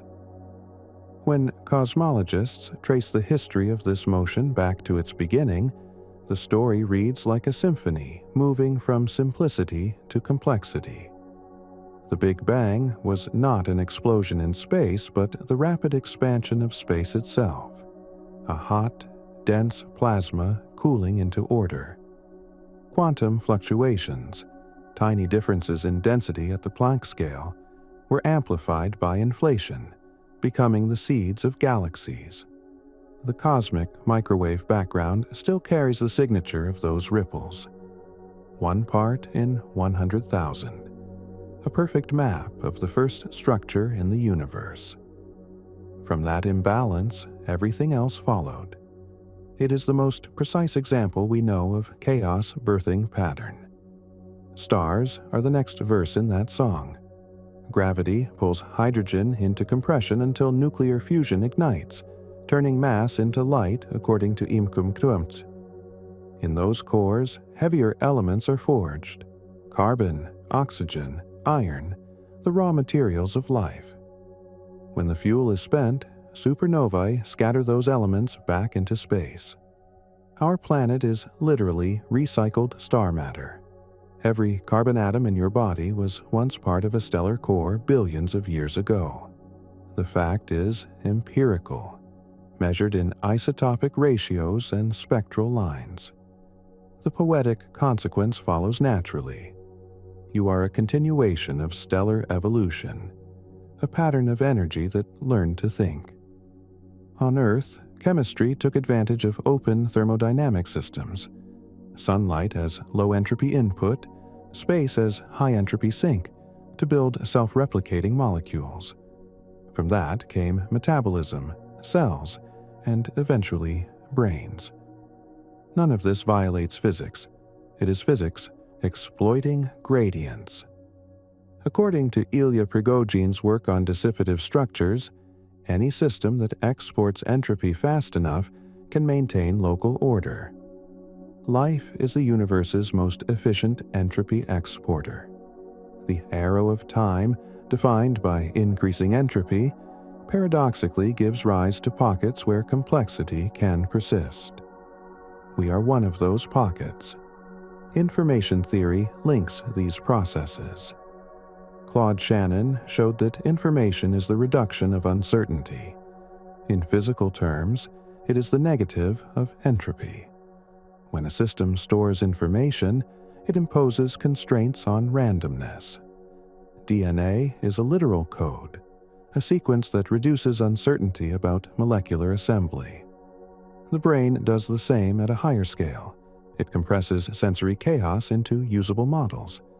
Each thought is an entropic transaction, energy spent to reduce uncertainty about the world. The Landauer principle even gives it a price.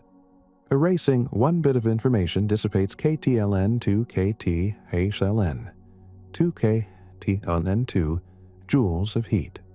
Cognition is thermodynamics wearing a human face. Neuroscience extends this logic with predictive processing. The cortex continuously generates hypotheses about incoming data and updates them when prediction errors arise. Consciousness, according to the integrated information theory of Tononi, is what it feels like when a system's information becomes both differentiated and unified. Penrose and Hameroff go further, proposing that microtubules in neurons might sustain quantum coherence long enough to influence computation. That claim remains debated, but it reminds us that the border between quantum and biological is not impermeable. Photosynthesis and olfaction already rely on quantum tunneling. Life clearly knows how to borrow from the subatomic world. At planetary scale, collective intelligence behaves according to the same mathematics as neural networks. Joseph Tainter and others model civilizations as complex adaptive systems. Nodes, humans, institutions, connected by information flows. When connectivity increases, the system can solve more problems, but it also requires more energy to maintain. Collapse occurs when energy return on investment drops below the cost of complexity. Technology, renewable energy, and information efficiency are ways to push that threshold outward.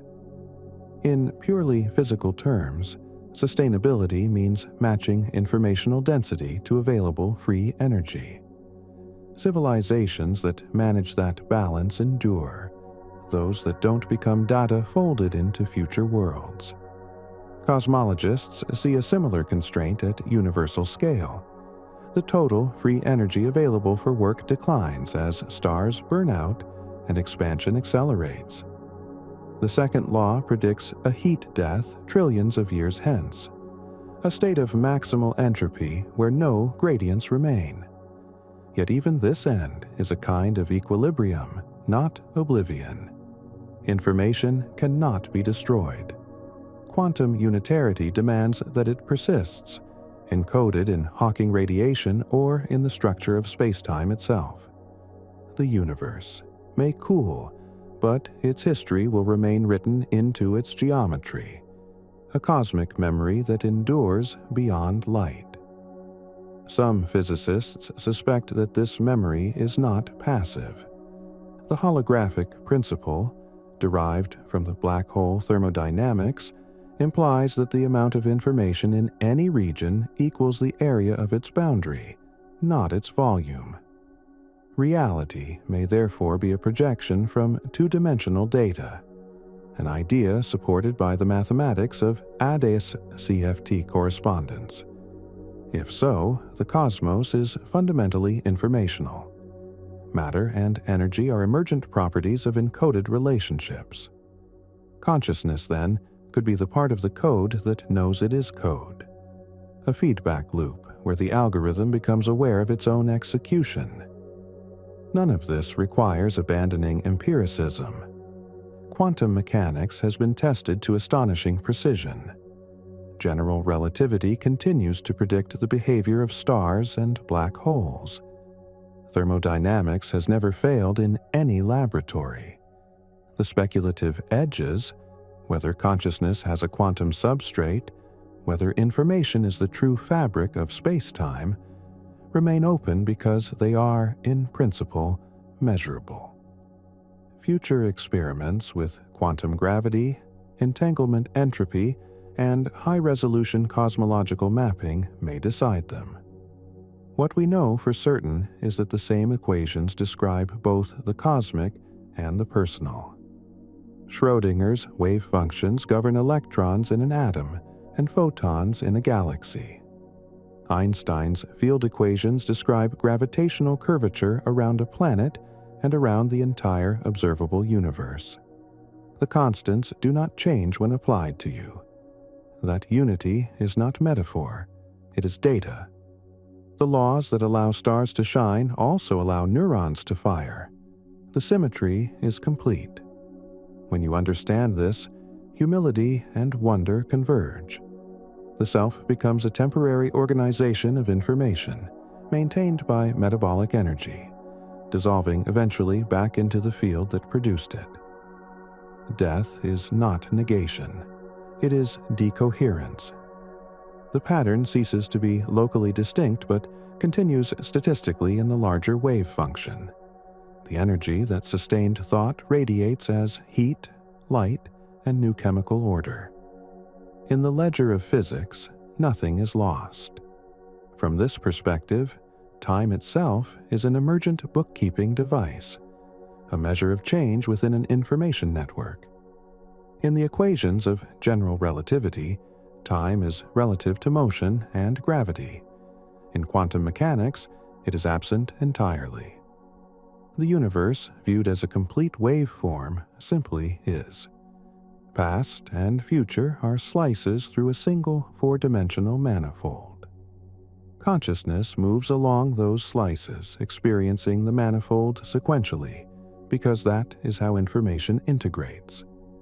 Eternity, in this sense, is not endless duration, but totality already complete. When cosmology, biology, and cognition are seen as one continuous system, purpose becomes less mystical and more mechanical. To sustain complexity against entropy as long as energy allows, whether through science, art, or compassion, every coherent act feeds the same imperative, keeping the universe interesting. That imperative is measurable in gradients of order, in bits of information preserved from noise, in living systems that find ever subtler ways to compute survival. And so, the story of the quantum threads resolves without romance, yet with immense grace. The fabric is real, its weave described by field equations and information theory. We are the local patterns those equations permit, the transient but conscious interference patterns of energy and law. To know this is not to demystify existence. It is to see that mystery and measurement are one continuum. The physics does not subtract meaning. It reveals that meaning is the natural consequence of matter aware of itself. Every clock in the universe is keeping time with the same expansion. Space itself is stretching. Galaxies drift apart, their light stretched into longer and longer wavelengths. This expansion, first measured by Edwin Hubble, remains one of the strongest facts in cosmology. The cause is something we now call dark energy, a property of the vacuum that makes the universe accelerate instead of slow down. It makes up roughly 70% of everything, but its nature is still uncertain. It could be the energy of empty space itself, or a slowly changing field that pervades everything. As the expansion continues, only our small cluster of galaxies will remain bound together by gravity. All others will move so far away that their light will never reach us. In the distant future, the sky will appear nearly blank. The cosmic background radiation, the faint echo of the Big Bang, will cool until it fades completely into the radio darkness of space. This will mark the beginning of what physicists call the degenerate era, when the universe grows old and quiet. Stars will continue to burn, but not forever. The smallest red dwarfs can shine for trillions of years, yet even their fuel will one day run out. Larger stars will die much sooner, collapsing into dense remnants such as white dwarfs, neutron stars, or black holes. When fusion stops everywhere, the universe will lose its ability to produce new energy. Temperature differences will even out, and time will seem to slow toward stillness. Physicists describe this not as destruction but as equilibrium, a state where no further work can be done because everything is already balanced. Yet even at this quietest horizon, the rules of quantum physics ensure that nothing is ever perfectly still. The vacuum seethes with tiny fluctuations, and black holes slowly leak radiation due to these effects. Over unimaginable spans of time, black holes will fade away completely, releasing their mass as faint heat. The largest black holes, those at the centers of galaxies, will take an almost endless age to disappear, but they too will end. What remains will be a sea of thin radiation, electrons, and ghost-like particles drifting through an ever-widening void. Information, however, will not vanish. Modern physics insists that the total information content of the universe is conserved, even when matter falls into a black hole. According to what is now called the holographic principle, the details of everything that has ever happened are stored in the fabric of space-time itself. Black holes release that data in their final radiation. Nothing is truly lost, only transformed and scrambled beyond recognition. The universe, in a real sense, keeps a perfect memory of its own history. If dark energy remains constant, expansion will never stop. In the far future, the cosmos will grow so vast that any single atom will be surrounded by darkness hundreds of billions of light-years wide. But there are other possibilities that follow the same laws. If dark energy changes its strength, the story could end differently. A slow increase could lead to what cosmologists call the Big Rip, where space expands faster and faster until galaxies, stars, and even atoms are torn apart. A reversal of sign, if gravity someday overcomes the expansion, could bring a big crunch, a collapse that might precede another burst of creation. Some modern models in loop quantum gravity and conformal cyclic cosmology suggest that such collapses and expansions may repeat endlessly, each new universe carrying traces of the one before it. If this is true, then the death of our universe would simply be the boundary condition for the birth of another, its information reappearing as the initial quantum seeds of a new cosmos. The equations do not forbid this. In fact, they describe it elegantly. Other lines of theory extend this idea into the concept of the multiverse. Inflation, the brief, rapid expansion that shaped the early universe, may not have ended everywhere. New bubbles of space-time could still be forming beyond our horizon, each with its own physical constants. In that view, our universe is one region in an endless landscape of expanding worlds. The birth of universes would then be as natural as the birth of stars. Even within our own universe, reality may be structured like a vast information network. Calculations from string theory and quantum gravity suggest that space itself could behave like a form of error-correcting code, automatically preserving the data written into it. If this is correct, the universe is not fragile. It is designed, by its own mathematics, to keep the story intact no matter how far it spreads. Thermodynamics provides the frame for all of this. Entropy, the measure of disorder, increases overall, yet local pockets of order continue to appear. Life is one of those pockets, a way for the universe to process energy and information efficiently while still obeying the second law. Civilizations and minds are higher-order examples of the same principle.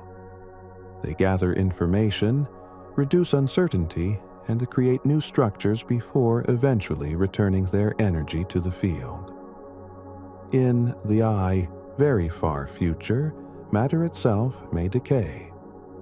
If protons are not perfectly stable, they will gradually transform into lighter particles, leaving behind only radiation.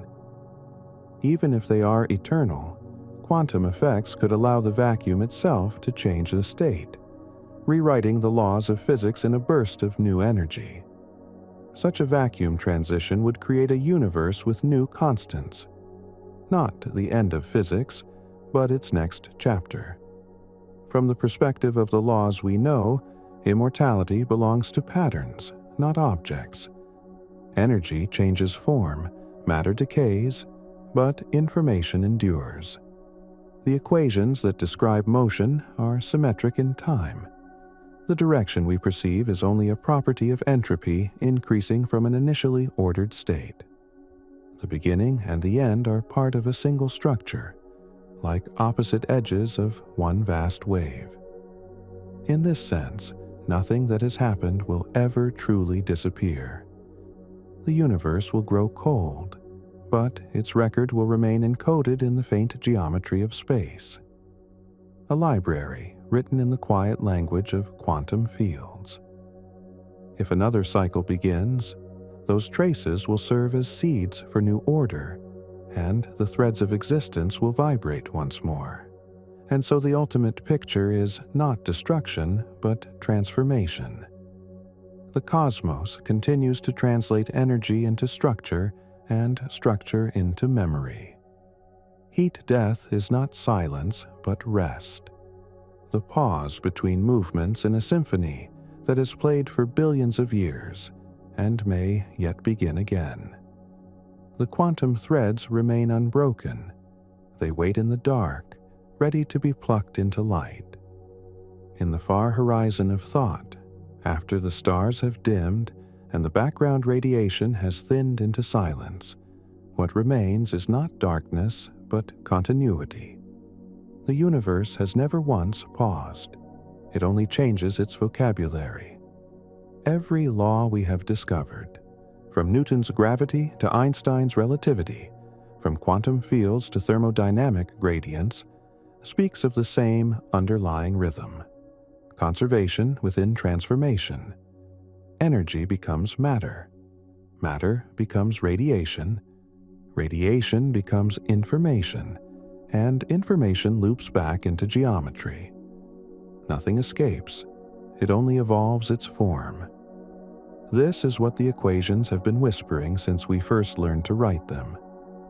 The cosmos is not an object moving through time. It is a self-consistent process, a computation that generates its own fabric. When physics describes space-time curvature or quantum interference, it is describing the logic by which reality preserves coherence. Each new discovery has been a translation of that logic into human language. We have called it order, law, beauty, and sometimes God. Yet the underlying truth is simpler. The universe exists because it can encode its own history without loss. Human consciousness is part of that encoding. The same processes that allow stars to fuse hydrogen power the neurons that build ideas. Awareness is a late-arriving property of the same physics, an emergent window through which the universe studies its own consistency. To be alive is to participate in the feedback loop that holds everything together. To think is to let the field see itself. Our instruments and equations are extensions of that perception. Every observation, every measurement, feeds the system more data about its own behavior. When a scientist records a spectrum from a distant galaxy, when a child looks up and wonders where it all came from, the cosmos increases its self-description. It is not mystical to say this, it is information theory. The more accurately a system describes itself, the longer it maintains coherence. Curiosity is thermodynamic survival. We sometimes ask whether this vast mechanism cares. The answer, if there is one, lies in the mathematics of stability. Systems that preserve coherence favor symmetry, feedback, and balance. These principles, when expressed in the language of living beings, become empathy, ethics, and art. Care is what coherence feels like from the inside. Every kindness, every attempt to understand, is physics optimizing itself for continuation. And what of endings? The stars will cool, the expansion will go on, and the gradients that once powered life will flatten. Yet the record of everything that has ever happened will remain written into the fabric of space-time, a permanent signature in the curvature of reality. The black holes will release their information, the vacuum will remember the shapes of vanished worlds, and the quantum fields will retain the memory of every vibration that has ever existed. The universe forgets nothing. It keeps all stories in statistical superposition, waiting for the next boundary condition that will let them reassemble. If a new expansion begins, whether through a cosmological bounce or the birth of another bubble universe, its earliest quantum ripples will carry traces of our present one. Our light, our atoms, our brief conversations in the dark will contribute to the starting conditions of whatever follows. We will not reappear, but our pattern will. The laws guarantee it. The information that was us will shape the information that becomes something else. In that way, immortality is not personal but structural. So the story ends where it began, with motion, with uncertainty, with the field finding new ways to express itself. The quantum threads never stop weaving. They connect the first fluctuation of the Big Bang to the last photon escaping a dying black hole, and they pass quietly through us on the way. We are part of that filament, a transient geometry of consciousness on the loom of space-time. If there is meaning in this, it lies not in permanence but in participation. To exist, even briefly, is to have added coherence to the whole. Every observation, every question, every act of understanding strengthens the weave. The cosmos does not need us to continue, but through us it achieves self-awareness. And awareness, once achieved, becomes part of the record forever. The night above will keep expanding, and the hum beneath it will keep vibrating. Somewhere in that vibration is the memory of you, of all of us, of a planet that once looked up and learned that it was made of stars, and of a species that turned equations into wonder. When the last light fades, the pattern will remain. It always has. That is the quiet equation, the final symmetry. Energy into form, form into mind, mind into understanding, understanding back into energy. The universe completes its own thought, and in doing so begins it again,